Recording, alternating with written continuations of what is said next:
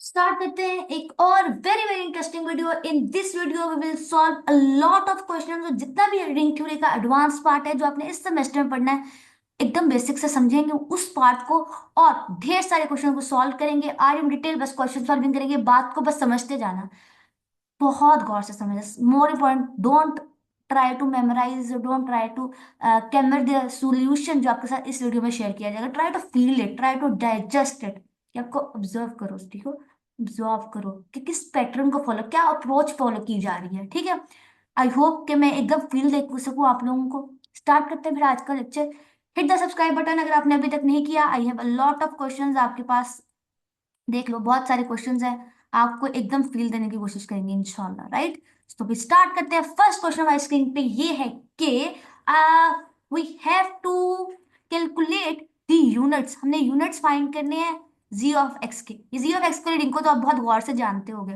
ये ऐसे रिंग है ना, बहुत इंटरेस्टिंग बात है, इस बात को समझते हैं। थोड़ा सा नीचे आ जाओ, सबसे नीचे आ जाओ। I should use colour blue. अच्छा जी, मेरे पास जी ऑफ एक्स है। ये ऐसे रिंग है जिसकी, ये ओके, पॉलिनोमियल रिंग है जो कि सेट ऑफ इंटीजर्स पे बन रही है, राइट। सो पॉलिनोमियल रिंग है सेट ऑफ इंटीजर्स पे। बेस वाली रिंग ये है, बात समझ आ गई। बेस रिंग कौन सी है? इंटीजर्स की रिंग। इंटीजर्स के बारे में ना एक बहुत इंटरेस्टिंग चीज बताऊं, बहुत इंटरेस्टिंग बात। पहली बात ये कि जो इंटीजर्स होते हैं ना हमारे पास, इंटीग्रल डोमेन होते हैं, फील्ड बिल्कुल नहीं होती, याद है। और जो इंटीजर्स है ना, इंटीजर्स हमारे पास ये खूबसूरत वाले इंटीजर्स, इनके जो यूनिट्स होते हैं ना, यूनिट्स, यूनिट कौन होते हैं अब ये भी मैं साथ साथ बता ही देती हूँ, अच्छा लगेगा। यूनिट्स ऐसे एलिमेंट्स होते हैं, एलिमेंट्स इन रिंग, रिंग के अंदर वो ऐसे एलिमेंट्स जिनका जिनका इनवर्स एग्जिस्ट करता है। अब ये बात तो आप लोगों को याद ही होगी कि रिंग के अंदर सारे एलिमेंट्स का मल्टीप्लिकेटिव इनवर्स एग्जिस्ट नहीं करता, राइट। कुछ एलिमेंट्स का करता है जिनका मल्टीप्लिकेटिव, जिनका इनवर्स एग्जिस्ट करे। जिनका मल्टीप्लिकेटिव इनवर्स एग्जिस्ट करेगा ना हमारे पास, वो हमारे पास उस रिंग के यूनिट्स होंगे। Very very interesting. सो अब यहां से आ जाओ, जो हमारे पास सेट ऑफ इंटीजर्स की बात कर रही हूँ, सेट ऑफ इंटीजर्स के यूनिट होते हैं plus minus one. Only one और माइनस वन ऐसे एलिमेंट्स हैं जिनका इनवर्स एग्जिस्ट करता है, बाकी किसी एलिमेंट का इनवर्स एग्जिस्ट करता है। क्योंकि टू का इनवर्स क्या होता है, मल्टीप्लिकेटिव इनवर्स बताना, 1/2। लेकिन ये मैं 1/2 मेरे सेट ऑफ इंटीजर से बिलोंग नहीं करता, याद है ना, क्योंकि ये तो रैशनल नंबर है। तो याद रखना, plus minus one are the only units in our integers. अब लेकिन उसने क्वेश्चन में तो कहा है कि हमने फाइंड करने हैं इसके इंटीजर्स, इसके यूनिट्स फाइंड करने हैं, मतलब इंटीजर से बनने वाली पॉलिनोमियल के। अब बात बहुत गौर से सुनना, यहाँ पे एक थ्योरम का स्टेटमेंट मैंने आपके सामने लिख रखा है। वो ये है कि किसी भी रिंग पर बनने वाली जो पॉलिनोमियल रिंग है ना, उसके यूनिट्स एग्जैक्टली एग्जैक्टली वो पॉलिनोमियल्स होंगे। अब पॉलिनोमियल रिंग के अंदर इस किस्म के एलिमेंट्स एग्जिस्ट करते हैं। अगर कोई एलिमेंट है एफ ऑफ एक्स जो कि मेरे पॉलिनोमियल रिंग से एग्जिस्ट करता है, तो इसका इनवर्स जो है ना, इसका इनवर्स, इसका जो इनवर्स है ना, वो you of F F of x होगा। और यहाँ पे जो यू है ना, यू, अब बात बहुत गौर से, यहाँ पर जो यू है ना, वो यूनिट है इन आर। बात समझ आई? तो इसका मतलब है यहाँ पर मेरे जो इस एग्जाम्पल पे, जो मुझे आर ऑफ सॉरी, जो मेरा एग्जाम्पल है ना, उसमें मेरे जो आर ऑफ एक्स है ना, हमारे पास कोई भी पोलिनोमियल है एफ ऑफ एक्स जो बिलोंग करता है सेट ऑफ इंटीजर पर बनने वाले पोलिनोमियल्स में, तो इनका इनवर्स जो है ना, इनका जो इनवर्स होगा वो U dot F of x होगा। और एफ ऑफ एक्स यहाँ पे जो यू है ना, वो यूनिट इन जी होगा। तो यूनिट इन जी मैंने आपको बताया कौन कौन से हैं, प्लस माइनस वन। सो सो अब ये जो मैंने इतनी लंबी बात लिखी है ना, आपके सामने ये इक्वेशन लिखा है, थोड़ा इक्वेशन था, डायग्राम मैंने कुछ करती है, अब उसको मैं आसान अल्फाज में, जो स्टेट फॉरवर्ड सोल्यूशन है ना इस पूरे क्वेश्चन का, वो ये है। So units of units of z of x are the constant polynomials of type this, constant polynomials f of x is equal to plus minus one.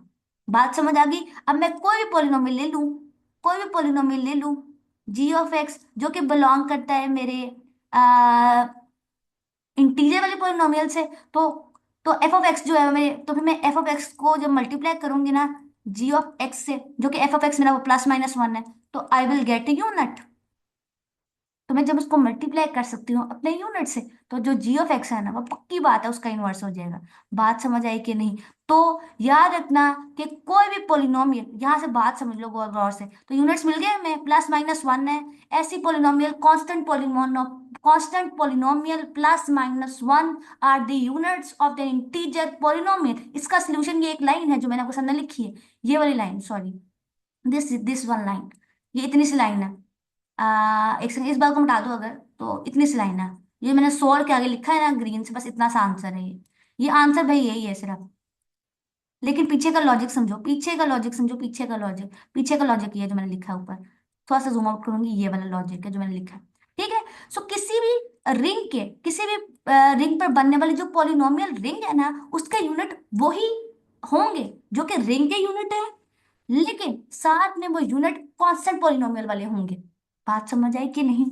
ठीक है। आई होप कि इस क्वेश्चन की समझ आई हो। सो नेक्स्ट मूव करेंगे next question की तरफ। अब इसको बहुत गौर से देखना। इसमें मुझे यह कहा है कि Z6 है, मतलब Z6 पर बनने वाले यूनिट्स को बात करेंगे। तो इसका मतलब है कि जो Z6 के यूनिट्स निकालने हैं, तो Z6 के पास के यूनिट्स कांस्टेंट पोलिनोमियल्स होंगे, कांस्टेंट पोलिनोमियल होंगे विद, जिनका कोफिशिएंट जो है ना, जिनका कोफिशिएंट जो है ना, वो यूनिट्स होंगे इन Z6। बात समझ आई कि नहीं? ठीक है। अब पहले हमने जैसा पिछले क्वेश्चन में किया था, अब हम सबसे पहले यार फाइंड करेंगे यूनिट्स, Z6 के यूनिट्स क्या है। तो Z6 के यूनिट फाइंड करने से पहले मैं आपको सबके यूनिट्स निकालने सिखाती हूँ। सुनना, Zn के यूनिट्स किस तरह निकालते हैं। Zn की मुराद ये है कि कोई दुनिया का कोई भी n यहाँ पर आ जाए, कोई भी n, Z10 आ जाए, Z 2 करोड़ आ जाए, Z 3 करोड़ आ जाए, किसी भी फाइंड कर सकते हो कसम से। Z 2 करोड़ के भी फाइंड कर सकते हो। ठीक है। तो Zn के यूनिट्स क्या होते हैं? Zn has units UN। UN क्या है भाई? किस कौन कौन सी यूनिट है UN, और UN क्या है मैं इसके बाद मैं आपको लिख कर दिखा देती हूँ। एलिमेंट्स दैट आर को प्राइम टू n, जो कि को प्राइम है n के। एलिमेंट दैट आर को प्राइम टू n, जो कि n के को प्राइम है। जैसे यहाँ पर एक एग्जांपल कर लेते हैं जल्दी से। लेट से थोड़ा सा हल्का ले लेते हैं। Z 7 के, नहीं 7 तो यार सारे एलिमेंट्स उसके छोटे को प्राइम होंगे। लेट से 8 ले लेते हैं। तो Z 8 में हमारे पास वो सारे एलिमेंट, Z 8 में कौन कौन से एलिमेंट आते हैं? Z 8 में हमारे पास 0 से स्टार्ट होकर 1 सो ऑन टिल 7 तक यही एलिमेंट्स आएंगे। यही आएंगे ना, अच्छी तरह सोच लो। इनमें से कौन कौन से एलिमेंट जो कि 8 से छोटे हैं और 8 के को प्राइम है, वो सारे हमारे पास Z 8 के यूनिट्स हैं। मतलब मैं 1 इसका यूनिट है, मतलब 3 इसका यूनिट है, मतलब 5 इसका यूनिट है, मतलब 7 इसका यूनिट है। बात समझ आ गई? तो ये वो सारे एलिमेंट है जो Z 8 के अंदर आते हैं और Z 8 के यूनिट्स। निकाल लिए यूनिट्स, ऐसे निकालने हैं। तो अब आज ऊपर चलते हैं, हमने किसके यूनिट निकालने थे actually?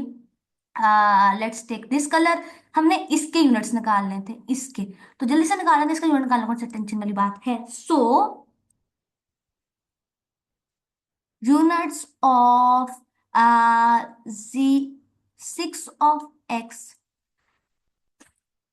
First units of Z6 are, Z6 के यूनिट्स होंगे अच्छा Z6 के कौन कौन से एलिमेंट आएंगे? 0 1 2 3 4 5। So 1 and 5 are units, 1 and 5 are units. तो 1 और 5 यूनिट्स हैं Z6 के, राइट?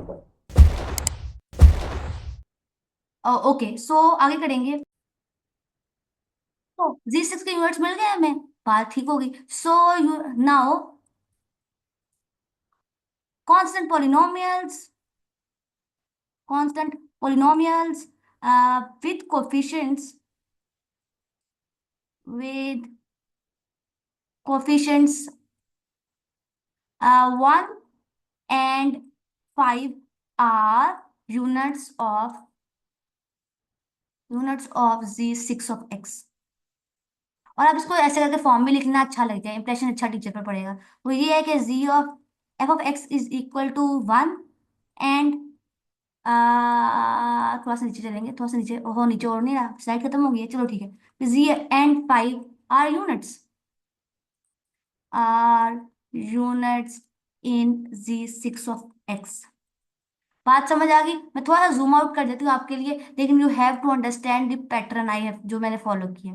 बात समझ आ गई? जो मैं बता रही हूँ, बीच में गैप आ गया। ठीक है, यही आंसर है, डायरेक्ट आंसर तो ये है, लेकिन थोड़ा सा ऊपर आर्गुमेंट मैंने ये दिए। बात समझ आ गई? आई होप आपको क्लैरिटी के साथ मिल समझ आई हो। सो अब नेक्स्ट मूव करते हैं, हमारा नेक्स्ट क्वेश्चन है। चलो जी, और इंटरेस्टिंग आगे। अब यूनिट्स लगता है निकालने लेंगे। अच्छा ठीक है, so find all the units of this integral domain this. So हमने इस इंटीग्रल डोमेन के ना निकालने हैं। अब जो अंदर पोलिनोमियल रिंग बन रही है ना, उसको देखने के बजाय बस ये देखो कि ये क्या है। बेस रिंग को देखो, पहली चीज हर चीज में पहले हमें ये नोटिस करना है कि बेस रिंग क्या है। राइट, सो पहले बेस रिंग कर देखेंगे और बाकी बाद में देखते हैं। राइट, सो इसके पहली बात है, इसके यूनिट्स पता है क्या है? Units of G 3 of x r ±1। क्योंकि बेस रिंग देखो क्या है ना, बेस रिंग क्योंकि पोलिनोमियल रिंग तो पता है गॉसियन रिंग की आगे से थोड़ी सी टाइप है, अगर आप गौर से देखो ये वाला गॉसियन रिंग वाली ही बात है। राइट, ये वाली रिंग, इसको गौर से देखो, गॉसियन रिंग का ही आगे से पार्ट है। राइट, लेकिन क्योंकि इसके अंदर जो हमारे पास, क्योंकि इसके अंदर ना इस किस्म के एलिमेंट आएंगे, a + bi(3), इसमें यही वाले एलिमेंट्स आएंगे ना। तो जब हम इसको कंपेयर करेंगे ना, अगर किसी को डिटेल सोल्यूशन, वैसे तो इसका आंसर +-1 ही है, ये मैं आपको बता देती हूँ। लेकिन याद रखना इसके, चाहे इसके अंदर कुछ भी आ जाए, इसके अंदर आई के साथ कुछ भी आ जाए, लेट मी √3 है, यहाँ पर √5 लिख लो, √10 लिख लो, कुछ भी आ जाए, मैं यहाँ पे लिख देती हूँ √n। और यहाँ पे n is not a perfect square. यहाँ पे ये भी एक थ्योरम ही है, perfect square. Then units are then units are +-1, always always ये बात ट्रू है। चलो मैंने ऑरेंज ले लिया, लेट्स से येलो। ठीक है, इसका मैं थोड़ा सा रीजन बता देती हूँ, थोड़ा सा मैं सोल्यूशन करके दिखाती हूँ। अगर आपके नोट्स पे भी एक ऐसे एक थोड़ा सा सोल्यूशन है, मैं थोड़ा सा आपको एक हिंट दे देती हूँ, ताकि जिसको नहीं मालूम उसको भी पता चल जाए। जरा सा थोड़ा सा हिंट सुन लो, ताकि आपको समझ आए कि इसका थोड़ा डिटेल सोल्यूशन, इसका प्रूफ भी है, वैसे तो बता देती हूँ, प्रूफ है। ओके, तो थोड़ा सा प्रूफ समझो ये क्या है। ये हमारे पास लेट से कि एक एलिमेंट है a + bi√3, जो कि बिलोंग करता है ऑफ कोर्स इससे, इसके अंदर इसी तरह के एलिमेंट आते हैं ना, इससे बिलोंग करता है, और ये ना यूनिट है। तो ये यूनिट है इसके अंदर, मान लेते हैं। तो अगर, तो कह रहे थे बी या unit in, B unit in, अगर जिसको नहीं ना इंटरेस्ट, वो ये पार्ट स्किप कर करना नेक्स्ट क्वेश्चन पे जा सकता है, लेकिन मैं थोड़ा सा समझाना चाहती हूँ, आगे डिटेल सॉल्व आप खुद कर लेना। ये यूनिट है इसके अंदर, ठीक है। अगर ये इसका यूनिट है, then there exist c + di√3 B inverse of it. अगर यूनिट है भाई, तो इसका इनवर्स भी एग्जिस्ट करेगा ना। तो इसका ये मैंने कह दिया, अगर ये एलिमेंट है, इसका इनवर्स, ये यूनिट है, तो इसका इनवर्स ये है, मैंने कह दिया। और अगर ये और ये एक दूसरे के इनवर्सेस हैं, एक दूसरे का यूनिट है, अगर ये यूनिट है तो भी इसका ये इनवर्स है, तो इन दोनों को मुझे मल्टीप्लाई करने से ना, इन दोनों को जब मैं आपस में मल्टीप्लाई करूं, तो मुझे ना आंसर में ना मिलना चाहिए 1। कोई एतराज किसी को नहीं होगा, ठीक है? नहीं होगा ना यार। सो आगे अगर मूव करें, तो फिर a + bi√3 और c+, यहाँ पे थोड़ा सा हम इनको इस तरह कहते हैं, सॉल्व कर लेते हैं, मल्टीप्लाई कर लो इन दोनों को आपस में। तो लेट से मल्टीप्लाई कर लेती हूँ, यहाँ से a × c आ जाएगा, प्लस a × di√3 आ जाएगा, प्लस bci√3 आ जाएगा, प्लस bdi का स्केयर और √3 का भी स्केयर आ जाए। कोई इतराज किसी को नहीं होगा। +1 + 0 आए, कोई इतराज कोई नहीं होगा। आई होप थोड़ा सा जूम आउट करके, थोड़ा सा थोड़ा अच्छा लग रहा है, थोड़ा नजर भी आ रहा होगा अच्छा कर कर। ठीक है, तो यहाँ से क्या बनेगा हमारे पास, a + c प्लस, अरे यहाँ से देखो, अगर मैं थोड़ा सा डिडक्ट करूंगी यहाँ से। माइनस यहाँ पर मेरे पास है अपना, और से देखो ना, यहाँ पे मेरे पास है अपना आई का स्क्वायर मतलब माइनस, यहाँ पर लिख लेती हूँ माइनस ए डी, और यहाँ पर थ्री भी आ जाएगा क्योंकि अंडर रूट थ्री कट गया स्क्वायर से। So three B D plus यहाँ पे A D plus B C, और आई आ जाएगा under root three which is equal to one plus zero I. कोई एतराज? कोई इतराज नहीं है, सबको ठीक हो गया? तो अब क्या करेंगे? वही करेंगे जो हम करते रहते हैं, विच इज कॉल्ड कंपेयर। हम कंपेयर करेंगे रियल पार्ट को रियल पार्ट से। रियल पार्ट तो ये पार्ट हो गया वन के इक्वल, और यहाँ से and A D plus B C is equal to zero. कोई इतराज? रियल पार्ट और इमेजिनरी पार्ट को हमने एकदम अलग अलग कर दिया। कोई इतराज किसी को? बिल्कुल भी नहीं होगा। सो अब एनालाइज करते हैं इन दोनों इक्वेशंस को। अब उन दोनों इक्वेशन को एनालाइज करते हैं। सो एक इक्वेशन नंबर वन कह लो, इसको अब इक्वेशन नंबर टू कह लो। सो लेट एनालाइजिंग, अगर मैं स्पेलिंग गलत लिखूं तो I am very sorry, but मुझे कुछ 100% मैंने स्पेलिंग गलत लिखे हैं। एनालाइजिंग वन एंड टू कर लेते हैं। अच्छा, वन एंड टू को रियलाइज करो। सो इधर देखो, उसने कहा है कि A C minus B D is equal to one. अब A C minus B D, अब ये इक्वेशन जो है ना, अगर इसके अंदर मैं b को जीरो कर दूं तो बन जाएगा A C is equal to one, right? So A C is equal to one है। इसका मतलब यहां से पता ये चला कि A and C are inverses of each other, right? बात समझ आई कि नहीं यार? A C is equal to, तो अगर ए और सी एक दूसरे के इनवर्सेस हैं, क्योंकि ए दोनों का प्रोडक्ट करने से वन के इक्वल आ गया, बात बन गई है इनवर्सेस यूनिट वाली बात। बात यूनिट वाली बन गई ना? ठीक है, तो इसका मतलब है कि या तो ए जो है वो प्लस माइनस वन यहाँ से मिल जाएगा। पूछो क्यों? क्योंकि या तो सी और ए और सी को दोनों को वन वन रखने से वन आंसर आता है, या फिर दोनों को माइनस वन रखने से आता है। तो one and minus one are the only options हमारे पास जो हमें प्रूव कराती हैं कि A C is equal to one. दो एलिमेंट्स हैं जिन दोनों का आपस में मल्टीप्लाई करने से वन मिल रहा है, तो दो एलिमेंट्स को मल्टीप्लाई करने से आंसर अगर वन मिल रहा है, it means that, it implies that कि वो एक दूसरे के यूनिट्स हैं। अब वो कौन से दो एलिमेंट है जो हमारी इस रिंग से बिलोंग करते हैं? रिंग कौन सी? हमारी इस वाली रिंग से बिलोंग करते हैं, जिनको मैं मल्टीप्लाई करूं और मुझे वन मिल जाए। तो वन और माइनस वन, एक मेरे पास दोनों ओनली ऑप्शन है, दो जिनको मल्टीप्लाई करने से मुझे वन मिलता है। लेकिन जब मैं इक्वेशन नंबर टू को देखूँ ना इसको, तो इसमें तो मुझे कुछ भी नहीं मिलता। लेकिन अगर मैं बी को नॉन जीरो रखूं, तो मेरे कोई भी ऑप्शन नहीं है कि इस इक्वेशन का आंसर जो है वन के इक्वल हो जाए। ठीक है, सो दिस इंप्लाइज दैट के जी जो है हमारे पास आई अंडर रूट थ्री, ये इक्वल था, ये इस किस्म की रिंग थी। मैंने आपको बताया ना ये वाली रिंग थी जिसके एलिमेंट ये थे, A plus B I under root three. तो इसके जो यूनिट्स है ना मेरे पास, units are A is equal to plus minus one. तो यहां से मुझे चला कि ये वाला पार्ट तो पक्के से इसका यूनिट, तो इसमें इस वाले पार्ट में कंपेयर करने से हमेशा आंसर जीरो आता है। कंपेयर हमेशा जीरो से करते हैं ना, इसको कंपेयर करने से हमेशा जीरो रखते हैं ना इमेजिनरी पार्ट को, because one plus I iota I करना है। अगर किसी को बात बहुत गौर समझ आनी, तो बात ये है कि यहाँ कुछ भी आए, यहाँ कुछ भी आ जाए, क्योंकि उसने कंपेयर होने के बाद जीरो हो जाना है, और हमने कंपेयरिंग में सिर्फ इस चीज को लेना है, हमने हमेशा कंपेयर करने में इस चीज को लेना है। तो यही बात तो मैंने की है कि हम हमेशा बेस रिंग के अगर यूनिट निकाले ना बेस रिंग के, तो हमें पता चल जाएगा क्या यूनिट है, नो मैटर कि यहाँ क्या लिखा हुआ है। बात समझ आई कि नहीं?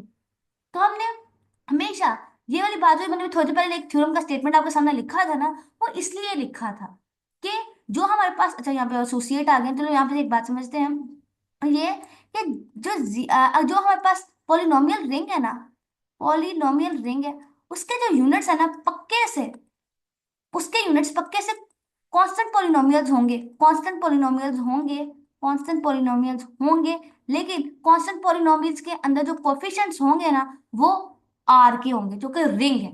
आई होप किसी को समझ आई हो ये बात, अल्लाह करे किसी को समझ आई हो। फिर पैसे पूरे होने वाली बात है जो आप यहाँ पर आए थे, राइट? नाउ हम चलते हैं अपने नेक्स्ट चीज के लिए, which is very very important. अब हमने अभी तक जितनी भी डिस्कशन की थी ना यूनिट्स पे, अगर आपको वो समझ आ गया है ना, तो बिलीव मी आपको एसोसिएट हलवा लगेगा, इंशाल्लाह हलवा लगेगा। तो सुनो पहले एसोसिएट क्या होता है। मैं थोड़ा सा एसोसिएट का रिवीजन करूंगी, जरा सा थोड़ा सा बर्दाश्त कर लेना। उसके बाद हम लोग ऑफ कोर्स इसी क्वेश्चन की तरफ आएंगे। राइट, बिकॉज मैंने कहा कि रटा ही रहे, हम थोड़ा सा फील भी तो दिलवाना चाहते हैं। राइट, सो बहुत गौर से सुनना। एक non zero element, okay, so मैंने सिलेक्ट कर लिया। ए जो है ना, एक not equal to zero element है, मेरे रिंग से बिलोंग करता है। ठीक है, ये एक मेरे पास एक एलिमेंट है। ठीक है, मेरे रिंग से बिलोंग करता है। और देन एक और एलिमेंट जो कि मेरा बी है, वो भी मेरे रिंग से ही बिलोंग करता है, और अगेन ये भी नॉट इक्वल टू जीरो है, मतलब दो नॉन जीरो एलिमेंट है मेरे रिंग से। अब ए का एसोसिएट बी होगा इफ, अगर मैं ए को लिख सकती हूँ B times U, B times U, और यहाँ पे जो यू है ना, अब यहाँ पे जो मेरा यू है ना वो यूनिट है, यूनिट इन आर, रिंग का यूनिट है। अगर दो एलिमेंट मेरे पास रिंग के एसोसिएट होंगे एक दूसरे के, अगर वो मैं एक एलिमेंट को यूनिट टाइम्स लिख सकूं दूसरे एलिमेंट के स्टेप में। बात समझ आई? अगर नहीं आई तो ये थोड़ा सा ना एग्जांपल से समझते हैं। तो ऊपर क्या लिखा हुआ सवाल में कि हमें सारे के सारे एसोसिएट निकाल कर दो, किसके? गॉसियन रिंग के। ओके, हम्म, गॉसियन रिंग है। और मैंने आपको एक बात बताई कि यहाँ पर ना कुछ भी लिखा हो, कुछ भी लिखा हो, तो मैंने आपको कहा था इसके यूनिट्स हैं प्लस माइनस वन। लेकिन अगर यहाँ कुछ भी ना लिखा हो, मतलब वन के अलावा कुछ लिखा हो, खाली ये हो, मतलब इसे बोलते हैं गॉसियन रिंग। इस केस को निकाल कर, पहले वाले जो मैंने आपको बताया ना वो परफेक्ट रहता है। यहाँ कुछ भी लिखा हो, अंडर रूट कुछ भी लिखा हो, फाइव लिखा हो, थ्री लिखा हो, टू लिखा हो, जो भी लिखा हो, हमेशा यूनिट्स ये होंगे। हमेशा याद रखना यूनिट्स यही है। राइट, लेकिन अगर मेरे पास यहाँ कुछ भी ना लिखा हो, मतलब वन हो, खाली वन हो, लेट से वन हो, इसे बोला जाता है, सबसे फेमस है, इसे बोलते हैं गॉसियन रिंग। वेरी फेमस है। इसके, सिर्फ इसके अंदर ऐसा केस है और किसी में ऐसा नहीं है। इसके चार यूनिट्स हैं, इसके चार यूनिट्स हैं। वो कौन से यूनिट्स हैं? प्लस माइनस वन और प्लस माइनस अयोटा। इसके चार यूनिट्स हैं, प्लस माइनस वन और plus minus iota. Gaussian ring के चार यूनिट्स हैं, plus minus one plus minus iota. बात समझ आ गई? सो अब हमने एसोसिएट निकालना है एक एलिमेंट का जो कि उसने मुझे रिंग से दे दिया। अब मेरे देखो किस तरह का है। इधर देखो, बहुत गौर से सुनना। मैं बहुत खूबसूरत करके आपके सामने क्वेश्चन का सोल्यूशन करने की कोशिश करती हूँ। पहले तो ये बात है कि गॉसियन रिंग इस किस्म के एलिमेंट होती हैं, इसमें elements A plus B I, और जिसमें ए और आई जो है ना वो मेरे बिलोंग करते हैं सेट ऑफ इंटीजर से। ये गॉसियन रिंग है, इस तरह के इसके अंदर एलिमेंट्स होते हैं। बात समझ आ गई? आई होप क्या आई हो। पहली बात, उसके बाद है यूनिट्स है। Units in Gaussian ring are plus minus one and plus minus I. बात बन गई, ठीक हो गया, वेल डन। अब आ जाओ now associates. So associates of क्या है? थ्री माइनस टू आई इन गॉसियन रिंग। तो निकालेंगे किस तरह? बहुत देखो, आंखें बंद कर देखना, चुटकियों में हो जाएगा ये सवाल, बहुत है आसान। सुनो। ओहो, सिलेक्ट नहीं किया क्या? अच्छा, येलो के बजाय हम लेंगे अपना थ्री, सो ग्रीन आ गया। सारे यूनिट के साथ मल्टीप्लाई करते जाएंगे। सुनो, पहला यूनिट मैंने कहती हूँ वन के साथ, दूसरा यूनिट है मैंने कहती हूँ माइनस वन के साथ, फिर अयोटा ले लो, फिर माइनस अयोटा ले लो। सॉरी, यहाँ पे जल्दी का काम हमेशा शैतान का। ये लो,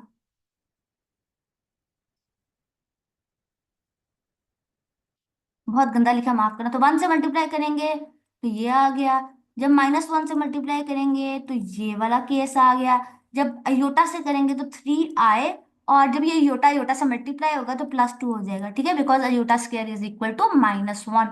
right, so minus three iota, और यहाँ पे माइनस टू आ जाएगा। सो निकल आई यूनिट्स। हमने यूनिट्स के साथ जब मल्टीप्लाई, किसी भी एलिमेंट के एसोसिएट निकालने को कहा जाए तो उस रिंग के यूनिट्स के साथ उसको मल्टीप्लाई कर दो, उस एलिमेंट को यूनिट्स के साथ मल्टीप्लाई कर दो, उस एलिमेंट को यूनिट के साथ मल्टीप्लाई कर दो, उस एलिमेंट को यूनिट के साथ मल्टीप्लाई कर दो। सो एसोसिएट्स आर क्या निकले हैं हमारे पास? थ्री माइनस टू आए -3 +2i, 3i +2, एंड लिख लो यहाँ पर -3i -2। That is all. ये था हमारा बहुत आसान क्वेश्चन। बात समझ आ गई कि कोई भी एलिमेंट के एसोसिएट किस तरह निकालते हैं? तो ये बहुत सिंपल था। अगर यूनिट्स निकालने आ गए है ना, समझो यूनिट एसोसिएट निकालना आपके लिए हलवा है। स्टेप बाय स्टेप चलेंगे। राइट। चलो फिर नेक्स्ट क्वेश्चन की तरफ मूव करते हैं।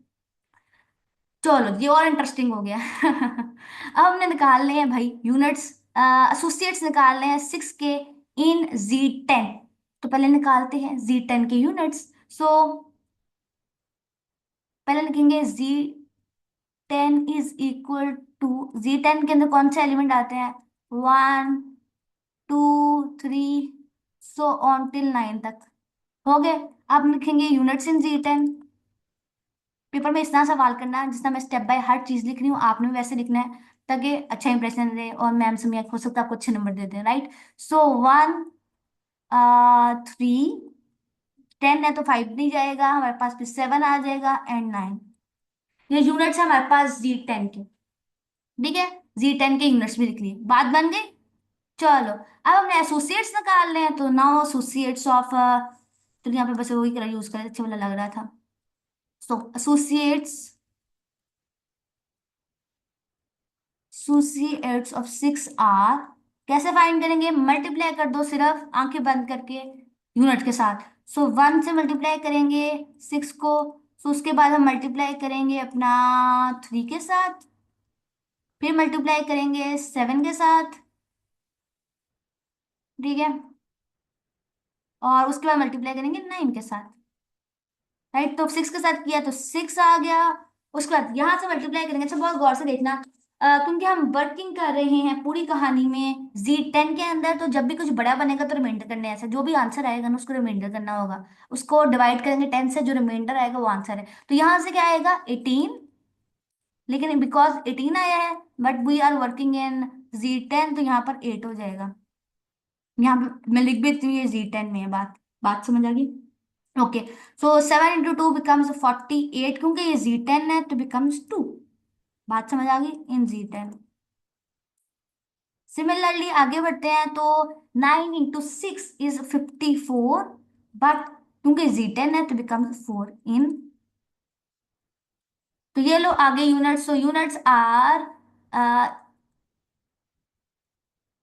6 8 2 एंड 4। और एक बात याद रखना, हर एलिमेंट अपना एसोसिएट होता ही होता है।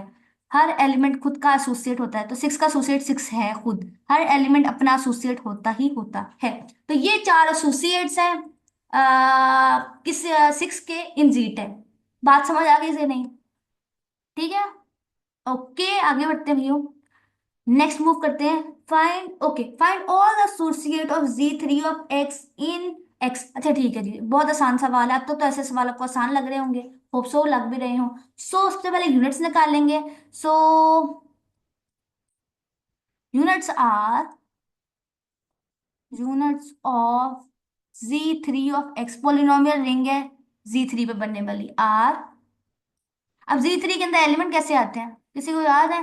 1 and 2, ओनली ये वाले एलिमेंट आएंगे Z3 के अंदर। सो R 1 and 2। So f(x) = z, लिख देते हैं यहाँ पे यार। R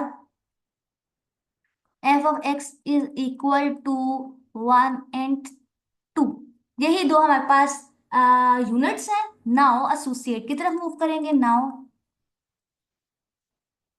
associates are,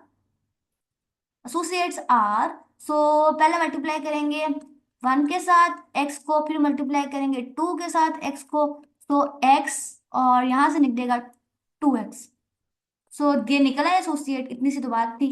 so associates are X and 2x। तो ये दो एसोसिएट है एक्स के, of X in Z3 of X। और अगेन हर एलिमेंट अपना एसोसिएट होता है, तो एक्स का एसोसिएट मैंने यहाँ पर एक्स भी लिखा है, और वो आप देख भी सकते हो कैसे है। राइट। सो आई होप कि आपको इसका सोल्यूशन भी समझ आ गया होगा। नाउ मूव करते हैं और इंटरेस्टिंग बातों की तरफ। ओके। अब तो हलवा ही लग रहा होगा। ये हमारे पास एक एलिमेंट है जो कि मेरे पास इंटीजर वाली पॉलिनोमियल से निकला है। सो यूनिट्स इन, सब कुछ छोड़ो, मैं ऐसे लिख दूं सीधा करके, अब आपने वैसे लिखना है। So associates are, associates, associates of 2 + x - 3x का स्क्वायर आर +-1 2 + x - 3x का स्क्वायर। बात समझ आई कि नहीं? ठीक है, इतना सा आंसर है, बहुत आसान था, बहुत इजी था। ओके, अब इसको देखो, जरा जरा थोड़ा नेचर बदला सवाल का। बात वही है, कॉन्सेप्ट वही है कि हमने प्रूफ कराना है कि ये और ये एक दूसरे के एसोसिएट है इन Z10। कोई एतराज नहीं, Z10 में एसोसिएट यूनिट्स कहाँ थे? यूनिट्स इन Z10 थे हमारे पास। वीडियो को देखते जाओ, इंशाल्लाह आपको टिल द एंड कोई चीज मुश्किल नहीं लगेगी, कि हर चीज डाइजेस्ट भी होगी और समझ भी आएगी। But you have to take your pen in your hands and try to write it, because खुद लिखोगे तो ज्यादा अच्छा से फील आएगा। बात समझ आई कि नहीं? तो Z10 में यूनिट्स आया हमारे पास, क्या निकाला? जैसे हमने 1 निकाला था, 3 निकाला था, 7 था और 9 था। कोई इतराज यही थे भाई, और तो कुछ नहीं थे। हमने प्रूव कराना है कि 4 और 6 जो है वो एसोसिएट हैं।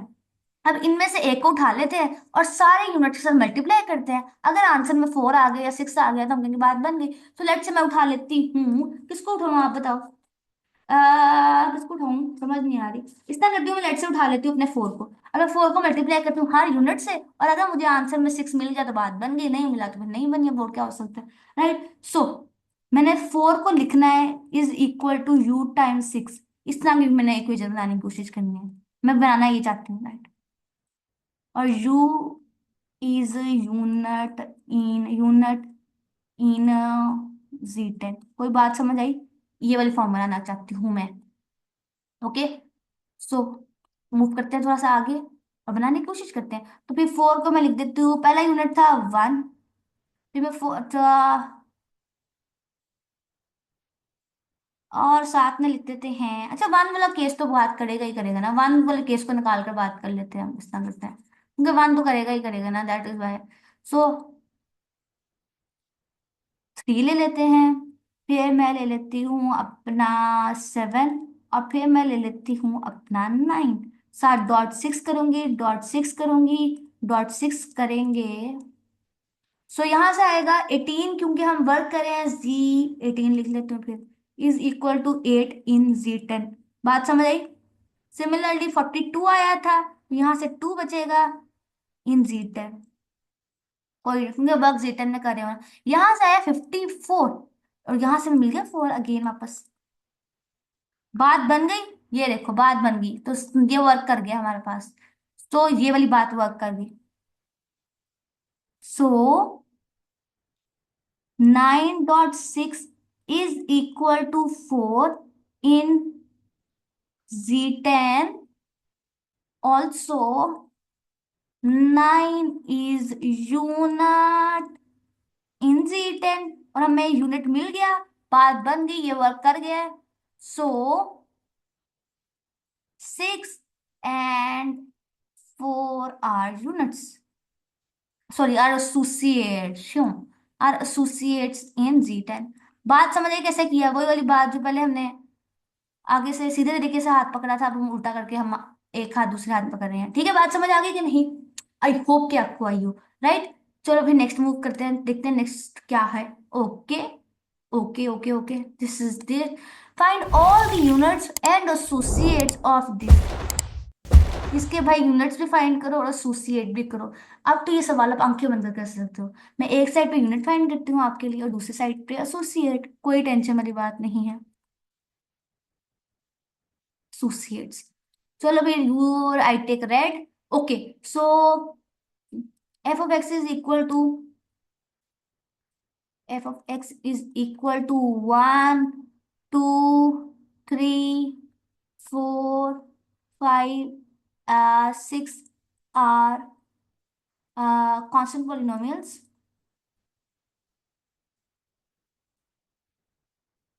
constant polynomials with coefficient these। so ठीक है, are constant polynomials in Z7।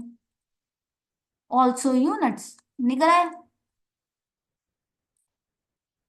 Units in Z7 of x। My writing is very bad, I am very very sorry for it. तो ये लो यूनिट निकल आए, आंखें बंद करके निकाल लेना, इसमें तो कोई टेंशन ही नहीं थी हमें। एसोसिएट निकालने हैं, बहुत आसान है वो भी कर दो। पहला यूनिट क्या निकला है? वन। दूसरा यूनिट क्या निकला है? टू। क्योंकि सेवन प्राइम है ना, तो बाकी सारे एलिमेंट उससे छोटे जो है ना उसके को प्राइम ही रहेंगे। आई होप कि इस बात को आपने फील कर लिया हो। फोर आना था यहाँ पर, राइट। एनर्जी नहीं डाउन होनी चाहिए। फोर फाइव, और यहाँ रहेगा सिक्स। सिक्स मल्टीप्लाई किससे करना है? ओके, एक मिनट। ओके, ऊपर हो जाओ, स्क्रीन ही फंस गई लगता है। हाँ, निकल आया। ठीक है, तो यहाँ पर आएगा डॉट एक्स का स्क्वायर प्लस टू, और यहाँ पर आ जाएगा एक्स का स्क्वायर प्लस टू, और ऑफ कोर्स एक्स का स्क्वायर प्लस टू। भी सॉल्व करते हुए साथ साथ के लटकाना आप, ठीक है। बहुत आसान है, बहुत गौर से सुनना। ओके, सो यहाँ पे ने एक गलती कर दी, हमने ब्रैकेट को बनाया, यहाँ पे ब्रैकेट नहीं आना। यहाँ पे ब्रैकेट नहीं आना। ये ब्रैकेट नहीं आना। यहाँ पे ये वाला फॉर्म था, इसके हेड है, राइट। ये लो। So as it is टपकेगा।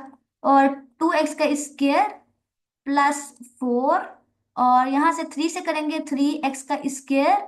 बहुत गंदा लिखा है हमने, थोड़ा सा रेस करके आपके लिए प्यारा कर देते हैं हम। इधर देखो, थोड़ा प्यारा लिखे। यहाँ से आएगा थ्री एक्स का स्क्वायर प्लस सिक्स आ जाएगा। हाँ, सिक्स तो हमारे जी7 से बिलोंग करता है। तो यहाँ डॉट करोगे, फोर एक्स का स्क्वायर प्लस, अब एट आ जाएगा, और एट नहीं बिलोंग करता, यहाँ पर आएगा वन। बात समझ आई क्यों? आई होप क्या आई हो। यहाँ पे जी का स्क्वायर प्लस वन, यहाँ पर फाइव एक्स का स्क्वायर, और यहाँ टेन आ जाएगा क्योंकि हम वर्क कर रहे हैं उसमें अपना जी7 में, तो यहाँ थ्री आ जाएगा रिमाइंडर, राइट। सो यहाँ पर अगेन इसके साथ करेंगे, तो यहाँ पर एक्स का स्क्वायर और 12 आएगा क्योंकि हम जी7 में काम कर रहे हैं, तो प्लस फाइव लिख दो। बात बन गई। यही तो है हमारे यूनिट्स और एसोसिएट्स। सो ये लो, देख लो, ठीक है। ओके, तो मूव करते हैं नेक्स्ट की तरफ। हमारा नेक्स्ट क्वेश्चन है ये। ओके, अब हम थोड़ा नेक्स्ट फेज की तरफ आ गए, हमने एसोसिएट्स और यूनिट्स निकालना सीख लिए हैं, ठीक है। चलो जी, हम अपना नेक्स्ट पार्ट की तरफ मूव कर गए। हमारा नेक्स्ट पार्ट है, हमने बताना है कि जो टू है ना, टू, वो Z10 के अंदर एक प्राइम एलिमेंट तो है, बट इरेड्यूसिबल एलिमेंट नहीं है, राइट। अब बताते हैं आपको, टेंशन वाली बात है कि नहीं। ओके, बहुत गौर से सुनो। जब भी एक थ्योरम वाला यूज करते हैं, अगर G N, let's suppose G N छोड़ो, इन शॉर्ट इफ, मैं लिखती हूँ यूजिंग, मैं एक थ्योरम का स्टेटमेंट यूज करने लगी हूँ, हम वो यूज करेंगे, और इसका अल्टरनेटिव सोल्यूशन, वैसे इसका एक लंबा सा सोल्यूशन है जो मैंने ना बिल्कुल डिस्क्रिप्शन बॉक्स में और कमेंट बॉक्स में दोनों में ना नीचे, बिल्कुल इस वीडियो के नीचे ना पीडीएफ नोट्स है इन सारे क्वेश्चंस के सोल्यूशन का। वो आप जाकर देख सकते हो, जिनमें हर क्वेश्चन का डिटेल आंसर आपको मिल जाएगा, राइट। सो अगर आप किसी को डिटेल आंसर चाहिए या कुछ नोट्स लिखने में मुश्किल है, जो बच्चों को लिखना बहुत मुश्किल लगता है, ये उनके लिए पीडीएफ नोट्स आप जाके डाउनलोड कर सकते हो, ताकि आपको अच्छे से सोल्यूशन मिल जाए। सब सुनो, यहाँ पे मैं एक थ्योरम यूज करने लगी हूँ। वो ये है कि if R is integral domain, अगर हमारे पास रिंग जो है ना वो इंटीग्रल डोमेन हो, then prime element implies through implies through prime element is also irreducible element,